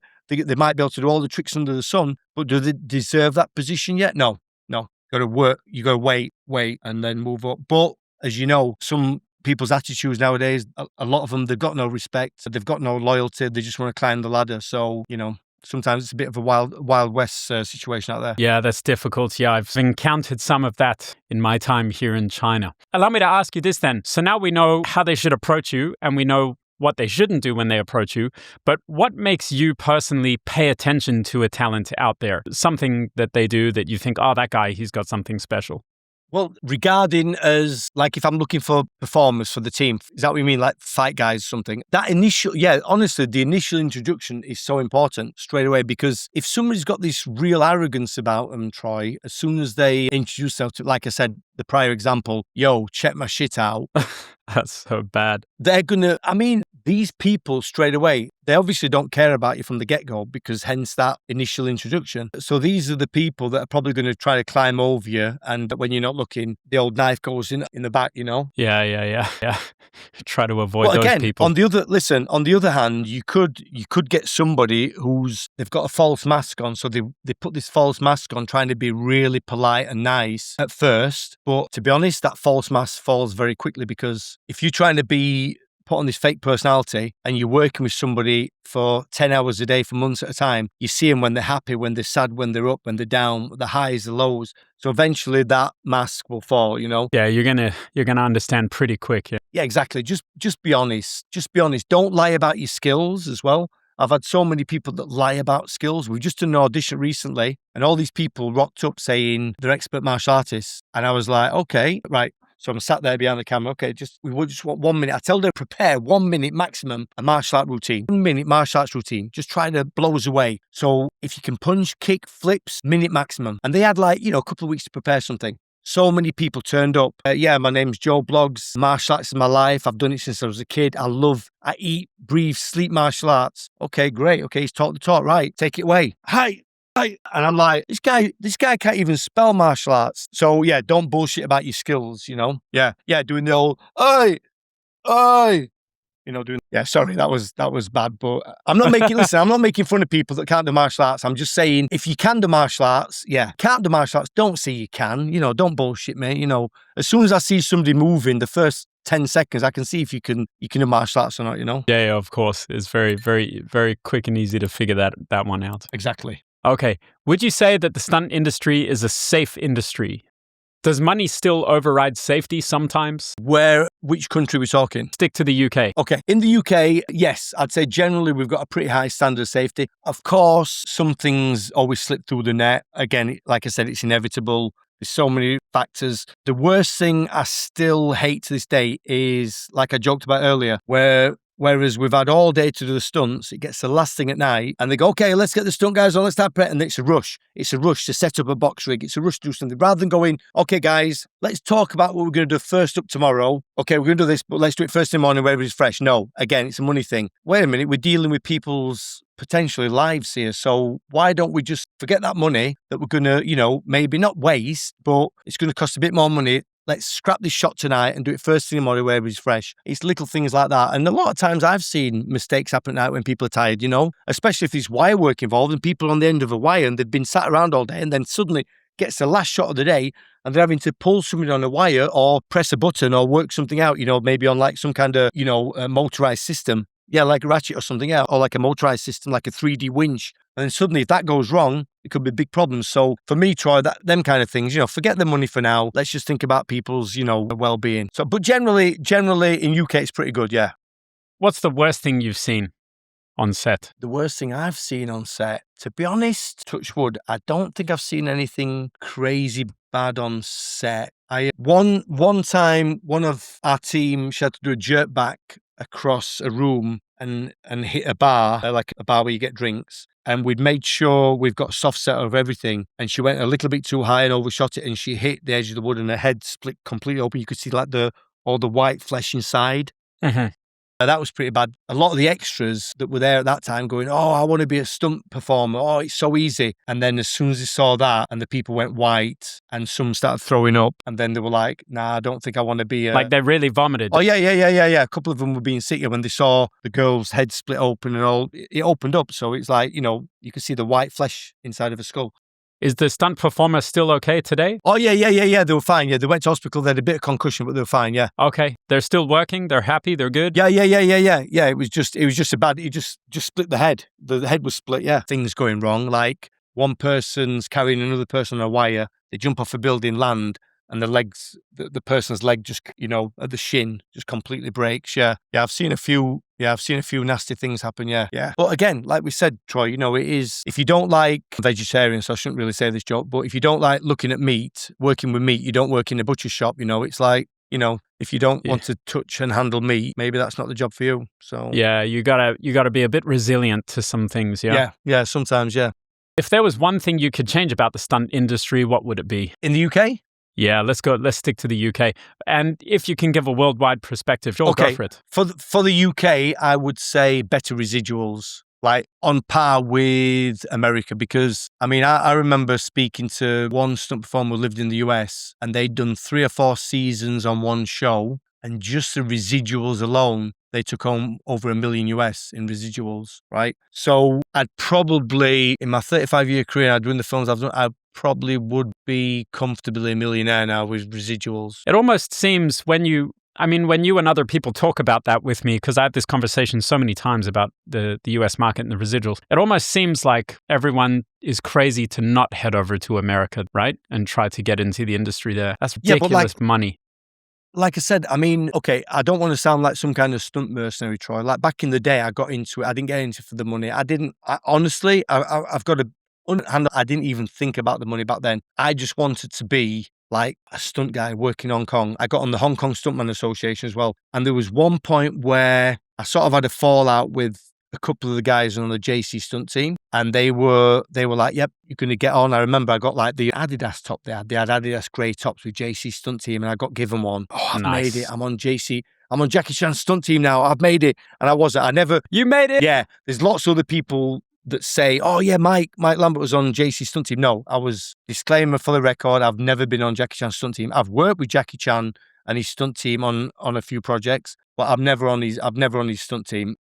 So yeah, I had a fallout with one of his guys, to be honest, Troy, and he said to me, I don't mind talking about this. So basically, one of Jackie Chan's stunt guys said, "Yeah, I'll get you on JC stunt team, And I went for auditions, and I got this part, and I got the part in Who Am I? Famous or infamous film which Ron Smurrenberg. Do you know Ron Smurrenberg? Have you heard of Ron Smurrenberg? Of course, yeah, doing the vertical kick. He did, okay. Yeah, exactly right. So basically what happened, this is the true story, and I'm not bullshitting or anything. This is the 100% facts, what happened. So I was on Who Am I? And I'm playing this character, I think, called Peter. And I was sharing the hotel room with the script supervisor. I mean, the budget was very Mickey Mouse budget. I mean, who shares hotel rooms? Like, hello. So I'd got advanced scripts to look in. He said, "Mike, you've got this amazing fight coming up with Jackie Chan, like one-on-one." And I'm like, "Really?" And I was like, Troy, I was so happy. I'm like, I'm going to get a one-on-one fight scene with Jackie Chan. Amazing. Yeah, that's a dream come this true. This was in Holland.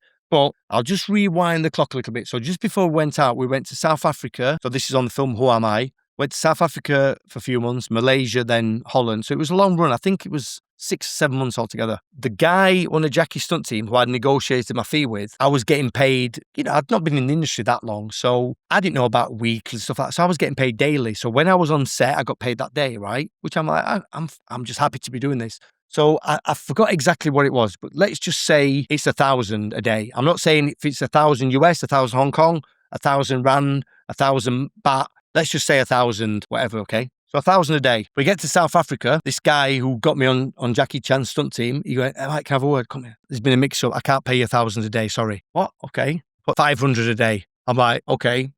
Okay, 500's cool. It's fine. Whatever. Okay, it's cool." After it's all finished, I go back to Hong Kong, go to Golden Harvest to get my paycheck. Thank you very much. It's no bank transfers back then. This is like, in the 90s. Get my paycheck, 200 a day. So it's gone from 1,000, 500, now it's 200 a day. This guy took my money. He took my money, right? Man. Right, yeah. But eventually I found out apparently he got kicked off the team for allegedly, just so we don't get into trouble with anybody, allegedly what had happened, I think he was using containers or something when they were moving crash mats and that to smuggle Class A drugs, apparently, allegedly.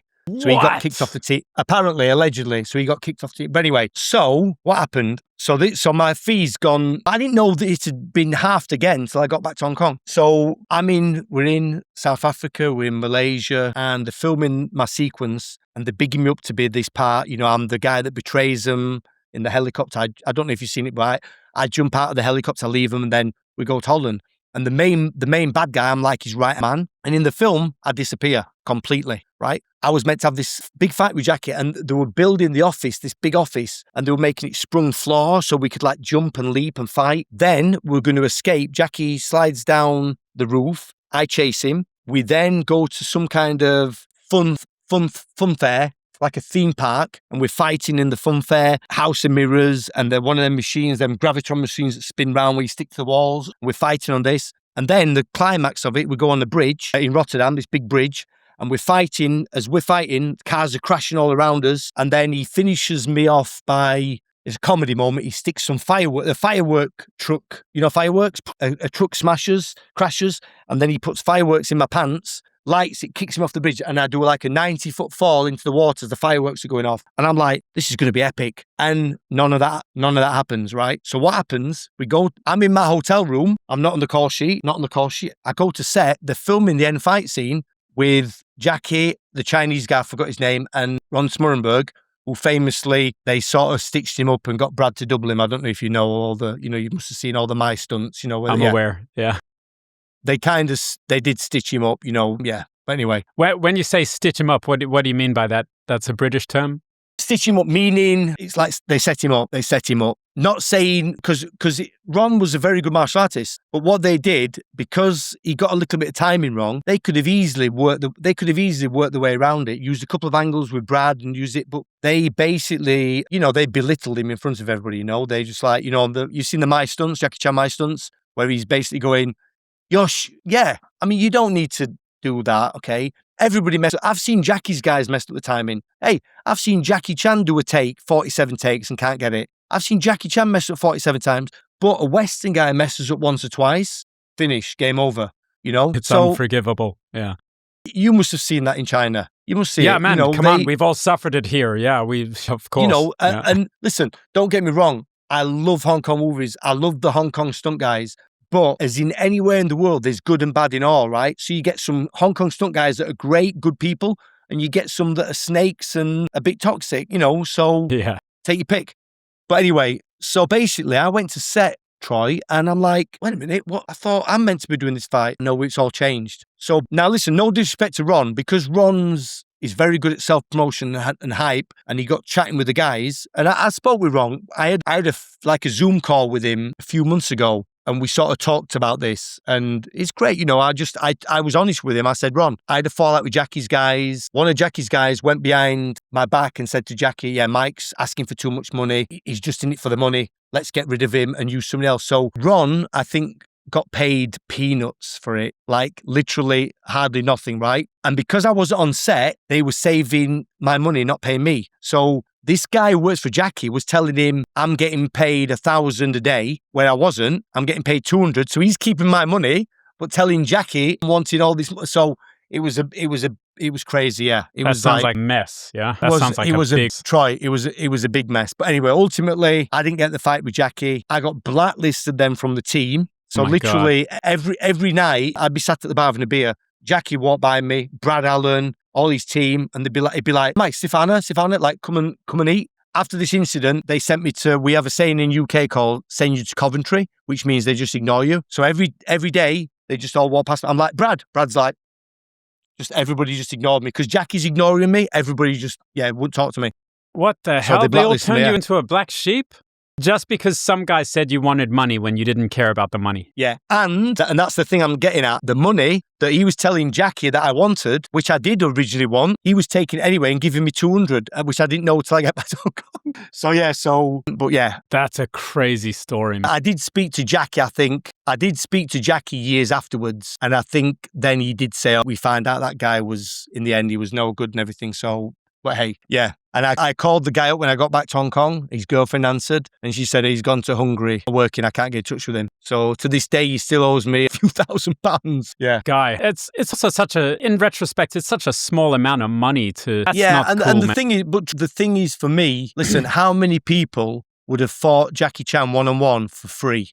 How many people everyone in the would world, have paid? I think. How many people would have paid their own money and gone, hey, I'll pay. Can I fight Jackie Chan on screen? Cool fight. Now listen, would I have done as good as Ron or Brad Allen? Who can say? Because listen, it never got filmed, so I don't know. Listen, I might have been the one that got set up and on my stunts. You know what I'm saying? So who knows? Yeah. Who knows? Wow, But that's anyway. a backstory I never knew. I think that's going to be so interesting for everyone to hear about. Yeah. Probably going to cause some controversy. Yeah. No, listen, and if anybody, says anything to me or something, I'm not lying. That's the truth. That's what happens. So it's not like me. I don't want to, you know what, Troy? I don't want to talk shit about anybody and spread lies. I won't. But this is what happened. That happened, So it's not like me making shit up. Yeah. Well, thank you for wanting to share it because stories, good or bad from the past, it's so important to just tell your side of things. So I think that's really important. And there's not many people on record know that story, So yeah. Well, hope we can get it out there.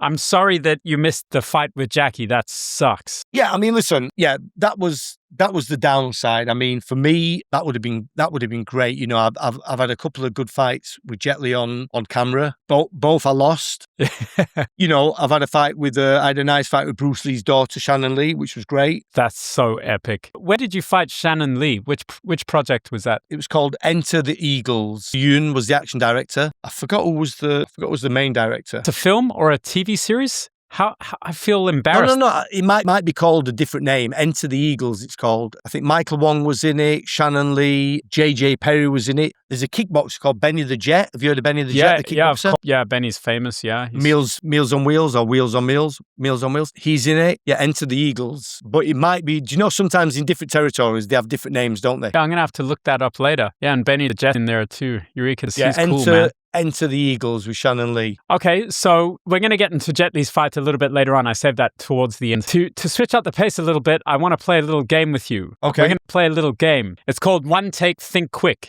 You have to answer rapid fire questions. No. Yeah, but how quick? Straight away? Straight away. And as that man, I think you're going to be good. Is it going to be okay? Just to give me a little bit of a warm up. And is it like Coca-Cola, Pepsi? Is it like that? Yeah, exactly. You got it. That's exactly right. Okay, not really, but I'll give it a go. I'm going to be terrible at this game. Sorry, guys, I'm going to be terrible. God, yes. All right, here we go. Best stunt ever done on film. Jackie Chan falling through the canopies, Project A. Okay, most overrated action film. The Matrix. Favorite stunt performer of all time. Jackie Chan. Most physically talented actor. Tony Jaa. Okay, most physically talented actor who's not a martial artist. Jason Statham. Jet Li or Jackie Chan?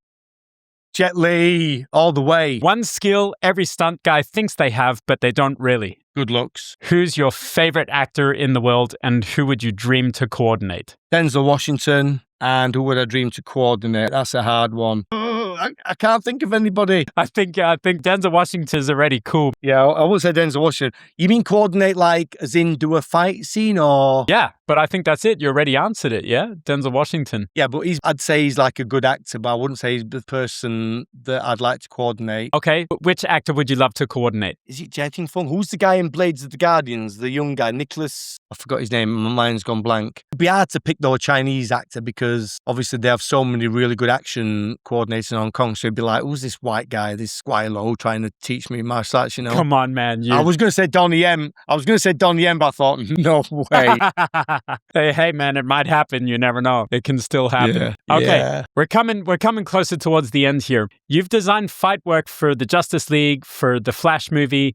What was it like working with Michael Keaton as Batman? Yeah, I'd just like to say big shout out though. When I did the Justice League, that wasn't me solely. I can't just take credit for that. I was working with Matti Ruggetti and Freddie B from America, who were two great also fight coordinators and action designers in their own right. Yeah, so they're just incredible. For the record, just for the record, I don't obviously want to take that credit. So they helped out, and we had some great stunt performers like Spider, who's Albert, and Richard Citrone as well. So just give out a shout out to them. Sorry, regarding Michael Keaton, to be honest, we didn't really have much to do with Michael Keaton. Really? He just came on and did the one shot, I'm Batman, and then he left. I think basically, apparently everybody said he was really nice, but yeah, I didn't, on second unit when we did the fight, I think in unit he came on and just did a bit of a close-up when he was taking the gunshots, just going, bit of a, taking the gunshots, that was it. Wow. Obviously he did it better than that. And then apparently one day, and this is a true story, he took the world's most expensive shit because he said, I need the bathroom. So he left. He went to his hotel apparently to go to the toilet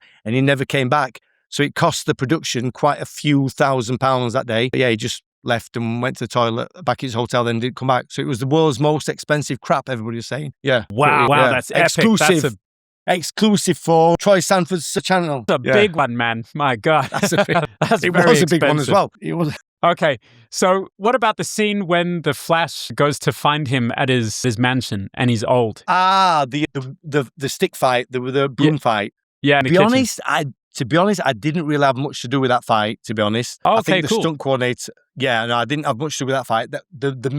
The main fights I did were the Batman versus Russian guards fight in the silo, the one you liked, and also the Supergirl fights, the Supergirl stuff, which got changed a lot. I wasn't happy with that, with the Supergirl. Sasha Kajay was amazing Supergirl, but they just changed a lot of the things on the day, Troy. So it wasn't great. That happens. The fight. It was a cool fight. Yeah, I remember the fight. I think Ash had to like kick the stick and it spun and he had to catch it and then go into a bit of a broom fight. So yeah, but I didn't really have much to design that fight. But I remember Ash practicing to do that kick. The stunt coordinator wanted him to do it practically. And I said, but the chances of fumbling it, even though Ash is an amazing martial artist, it's going to be a lot. Why don't you just kick nothing and then CG stick, VFX, and then catch, and then cut to a real stick catch, right? And he was like, yeah. So eventually he did it, rehearsing, I think after 67 takes. And he told the stunt coordinator, and she was like, see, I knew you could do it. But he was like, yeah, but it was 67 takes.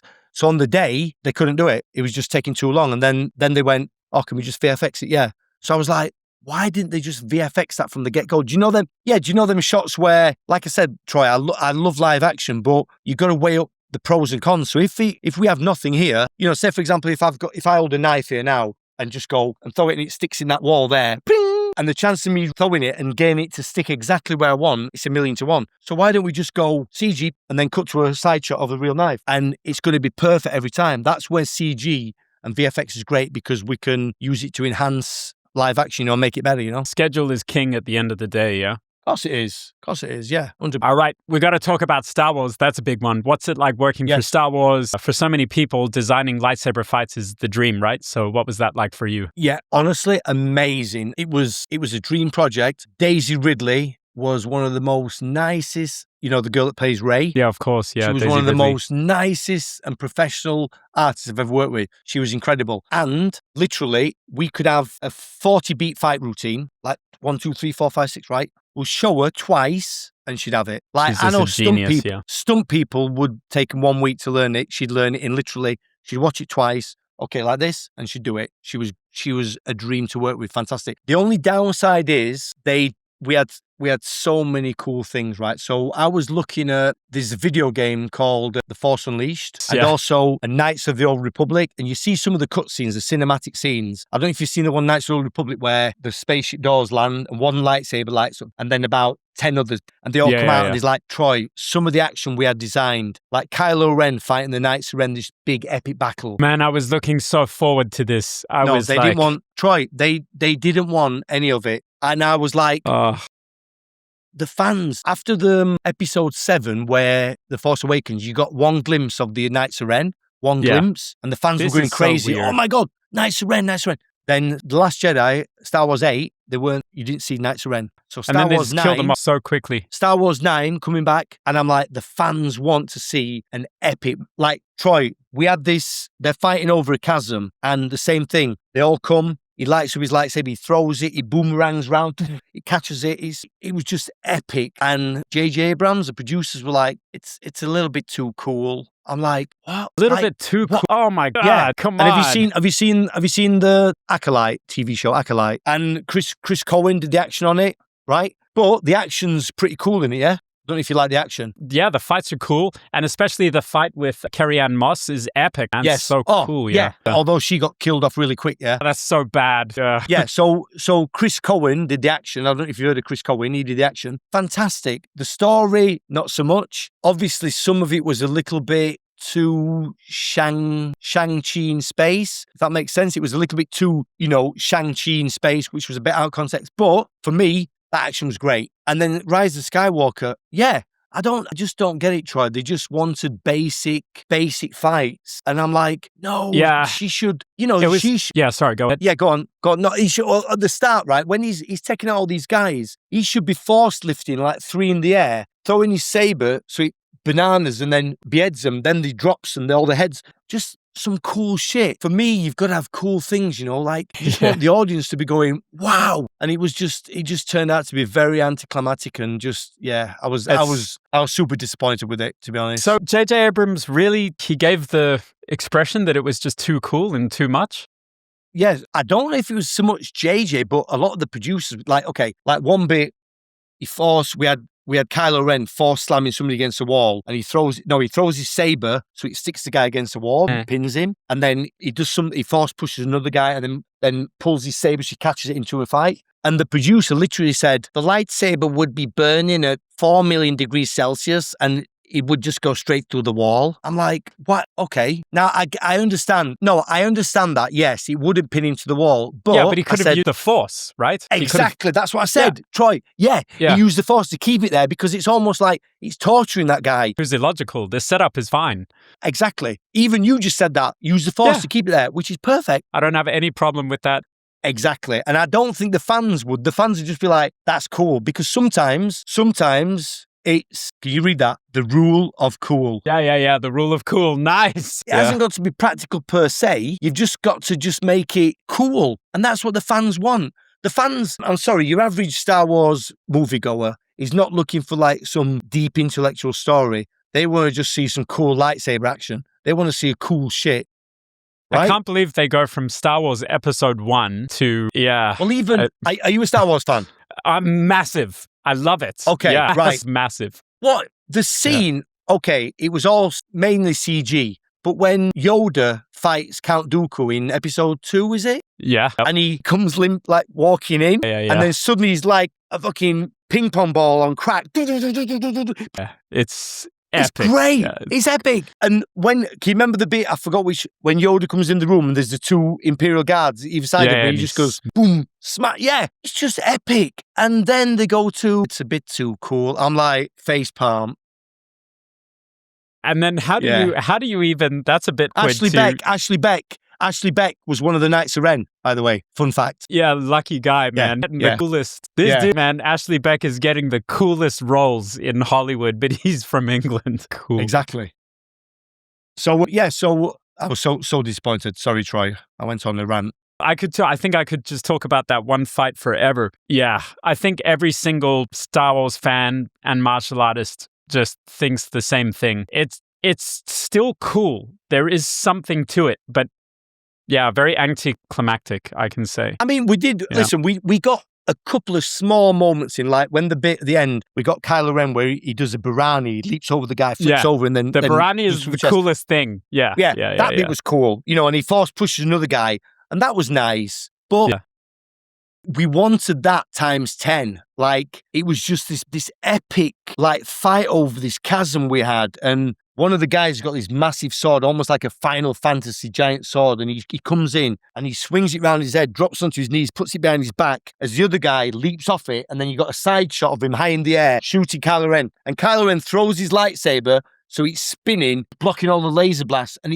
I was like, this is going to be so cool. No, it's a bit too cool. Okay, great. Have you got that stunt viz? Can we show it? No, we never did. No, we never did the viz. We just walked and talked everything. You pitched it. So what they did, it was almost like going back to the 1980s. They wanted to come to set, have a walk and talk first, and then they'd have JJ with 5 or 6 producers, and JJ might like something. That's pretty cool. Oh, I like that. And then suddenly one of the producers who've got no interest in action whatsoever would go, don't you think it's a little bit too cool for Star Wars? Yeah, maybe. Yeah, okay. So I was like, no, what? Why are you even speaking up? It's like, anyway. You're just a producer. And we could just, okay. All right, let's switch it up. Let's go back to Jet Li. I've been looking forward to this since we logged on. You fought Jet Li in the final fight in Unleashed. You are the big boss of Unleashed. What an honor to be the big bad. And for me, the big boss, so I'm like the second big boss. Am I the big boss? Not really. For me, you're the big boss of Unleashed. Okay. I think you are. Let's go with that. Okay.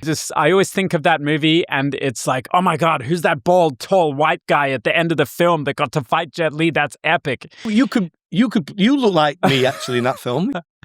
Right, so everybody could go back in time and fight you for that role. So exactly. What do people not realize about working with Jet Li? Was it easy to do choreography with him? To tell us the whole process of working with Jet Li. Yeah, super easy. He's very, very professional. Like, I mean, I'll get on with Jet. I've done 3 films with Jet Li. And yeah, he's great. He's just a really nice guy.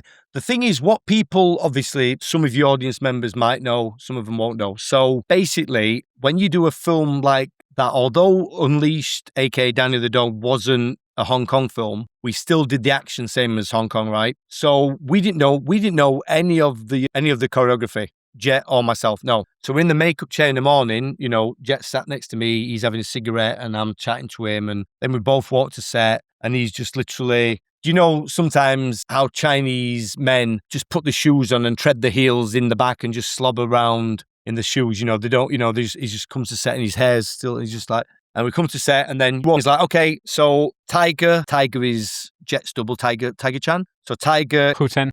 Yeah. Tiger Chan he stands at side of Jet, and then he's like, DD's like, you more pings right on, man. DD's great. He used to be Jet Li's double in like Once Upon a Time in China, Fong Sai-yuk and things. He crossed from me, so they're like, okay, oh no, sorry, Jet's next to me, and then they'll be like mirroring us. Okay, so Tiger, you're Jet, and Mike, you're DD. Okay, so First move, we're going to do this. Pat, pat, pat, pat. Okay. And again, pat, pat, pat, pat, pat, pat. Okay, right, ready to shoot, go. So that'll be it. We'll just get shown the choreo, like 2 or 3 moves for the shot, and then that's it. And a lot of people don't realize that, and it's quite hard to do because you've obviously, if you're not used to that sort of, a lot of people will be like, well, I want to rehearse for like weeks to learn the choreo. It's like, no, you got to learn it there and then. And you got to do it, you get like 2 or 3 chances and then you go for it, with energy, you go for it. So, but he's fantastic. Like his timing, his energy. And at one bit, I remember he's having to punch me. I'm having to react. So when he punched me with this one, I've got to go that way. Then he punched me with this one. And he's literally just touching me.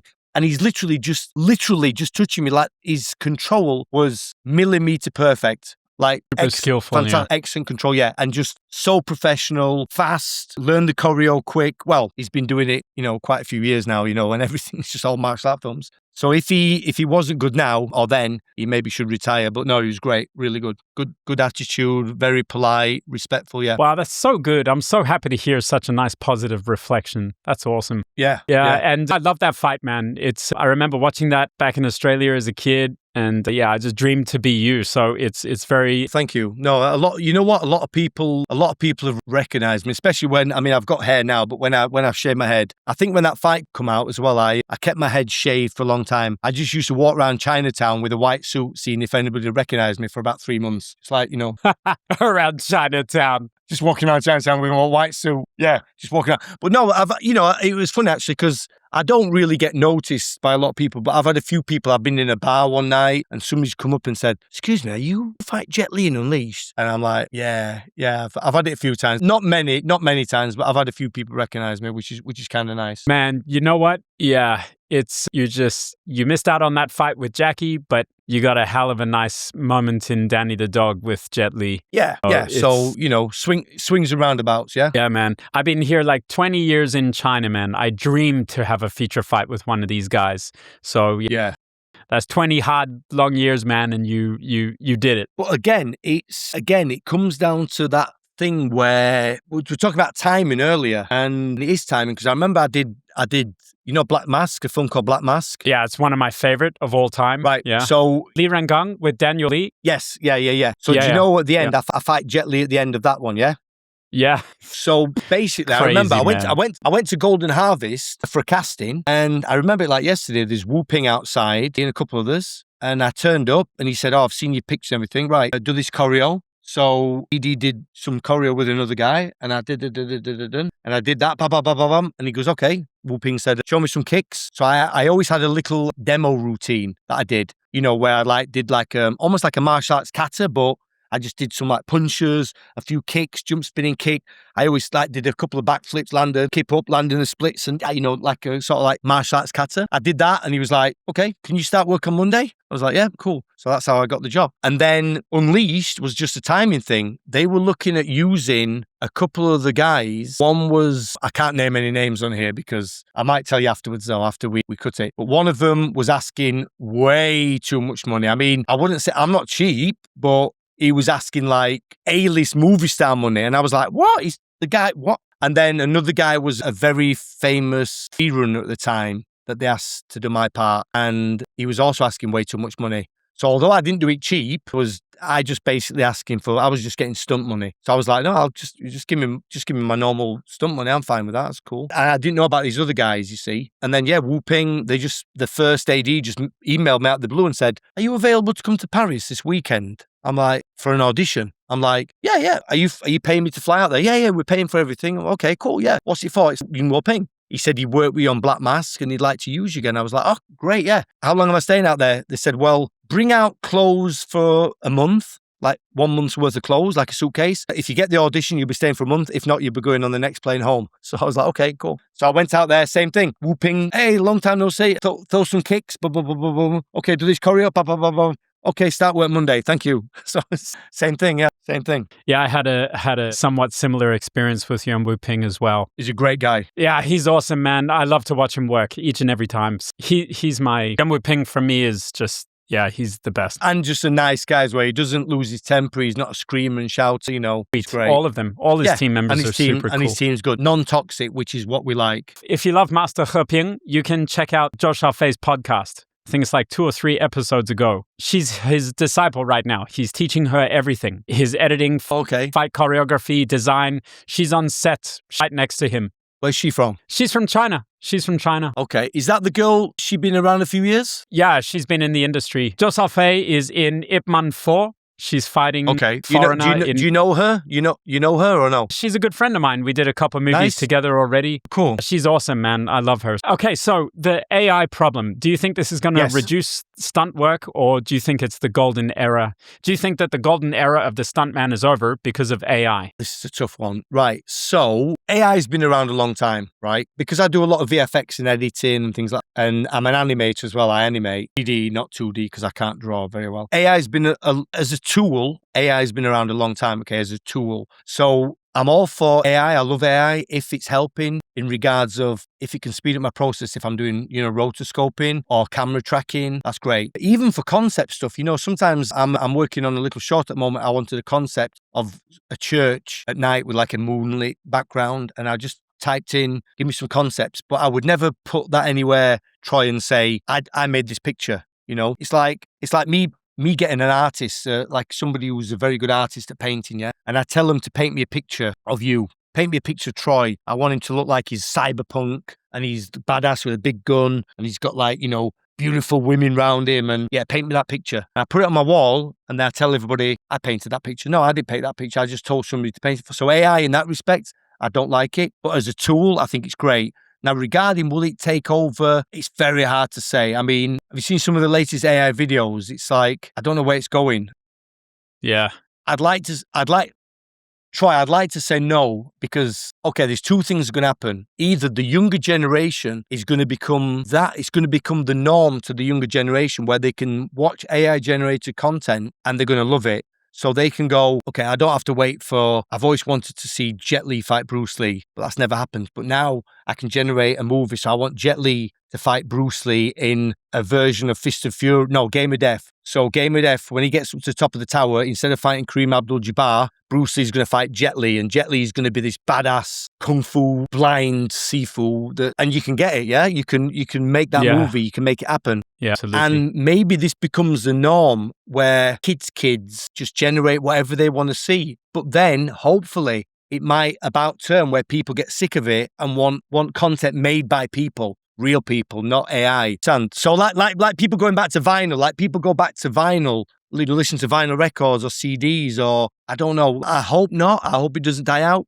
Like I said, I think generally most people don't like it, but what about the new generation that just grow up and it becomes the norm and they're accustomed to it? So they might grow up, Troy, and that's the only thing they know. They grow up watching AI content. So do you know where do we stand then? Yeah, it's a very tricky subject because it's snowballing, it's evolving fast, yeah? It's evolving fast. We're going to have to keep an eye on it. They can do that. They can make Bruce Lee fight Jet Li in a theoretical parallel universe, kind of like a what if. But like you say, they're going to grow up saturated with just pure AI content. They will have forgotten the original, who were the original actors. Yeah, and also, Troy, what happens as well, if you want to do a scene, say for example, me and you put a scene together now, Mike Lambert fighting Troy, and we've got this scene and we put it together and it starts, and we've both got swords and we start fighting, then we lose the sword, then we go to an arm, then we just kick in, then we go to close quarters and we start fighting. And then suddenly you show to a director and he goes, you know what? That's cool, but that mid shot, let's go a bit tighter and let's go around a bit more. It's so inconsistent. You can't make minor tweaks. It's very hard. No, I mean, it might come, but even so, I don't see how you can because you're just putting in prompts. So I don't know. It's a very, very thin line, a grey line that, I don't know. I'm against AI personally regarding generative AI, regarding people saying, I've made this, and especially if they don't say it's AI. If you've made something with AI, clearly put out, made with AI. I've seen so many things lately where people put stuff on. I've got friends from school that have got not one artistic bone in the body. And on Facebook, they put in, oh, look at this painting I did. No, you've not done a painting. You've just typed in Darth Vader fighting King Kong on the Great Wall of China. No, you didn't make it. You just typed it in. It's like, yeah. When you're an artist, it sucks. Yeah, that's what I'm saying. And because I'm doing because I'm doing a lot of animation now, Troy, I'm even more madder because I'm going, whoa, wait a minute. I spend a long time doing these animations frame by frame, It takes a long time. And for me, for somebody that isn't taking the time to learn how to edit or do VFX or animate. It's like editing. Say, for example, if you spend 4 or 5 hours or longer, 4 or 5 hours. If you spend 3 or 4 days editing this and going through the things and trying to make a fine edit, then somebody gives you something and said, I just edited this with AI. It's like, took me 20 seconds. They've not even took the time and effort to learn the editing software. It's like that sort of AI is for lazy people that can't be bothered to put the time and effort in to learn that particular art, that craft or the software, So yeah, I don't like it. I like it as a tool to help with mundane tasks, but don't take the creativity away from somebody, It's going to be interesting, man. I have something interesting to discuss with you as well. We'll do it after we call cut. But yeah, there's so much to talk about. Before we finish up, Mike, we always ask our guests, for those who are listening out there, what is your golden advice that others can immediately implement into their own life, their own work, to help them achieve their goals in the industry? What's the one thing you would tell them? In the industry regarding doing what I do? Yeah, absolutely. Okay, I'd say research, R&D, research. Like I said earlier, your visual library. You can't conceive something that you've not seen. Like, for example, if you want to put a cool fight sequence together, if you've never seen a cool fight sequence ever, you're not going to be able to do it. I know it sounds crazy. You'll be like, well, you can, because no, if I tell you to draw something like this alien you've never seen before, it's got to be based on something. It's got to be based on something from your reality, something you've seen in the past. So same with choreo and action design.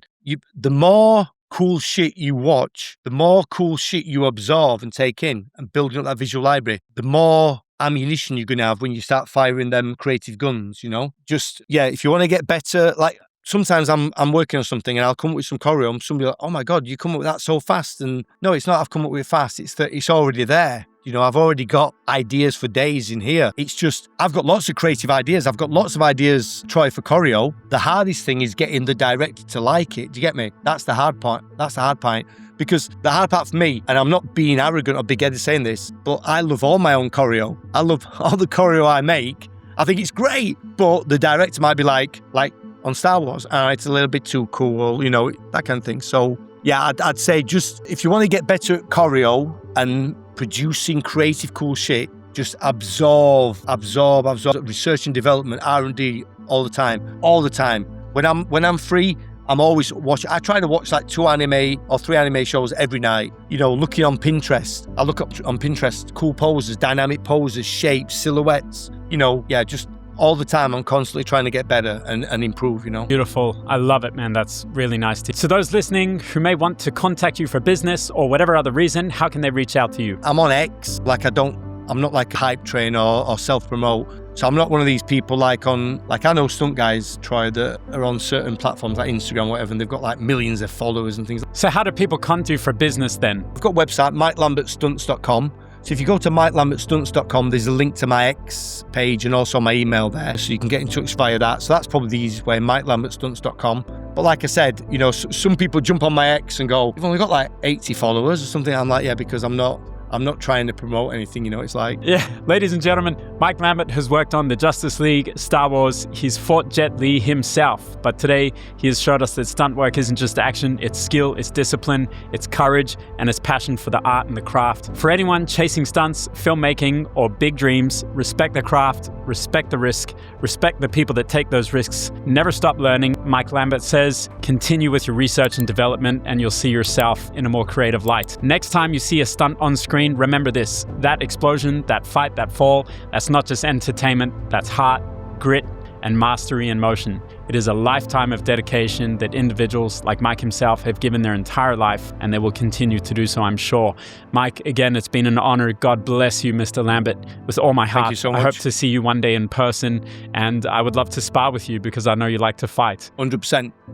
And also, bonus points. Don't give any spoilers in the comments if anybody's watching this. Bonus points for who can name this. What show's this from? You Troy can't say anything. You get 10 points. Luckily, I didn't say in the beginning. I was about to shout it out. Okay, good. All right. See you next time, Mr. Lambert. Peace. Hit subscribe, follow along, click the video to my right on this screen and learn more. I want you guys doing what you love, and that's what this channel's all about. So stay cool, check that video out, and I'll see you in the next one.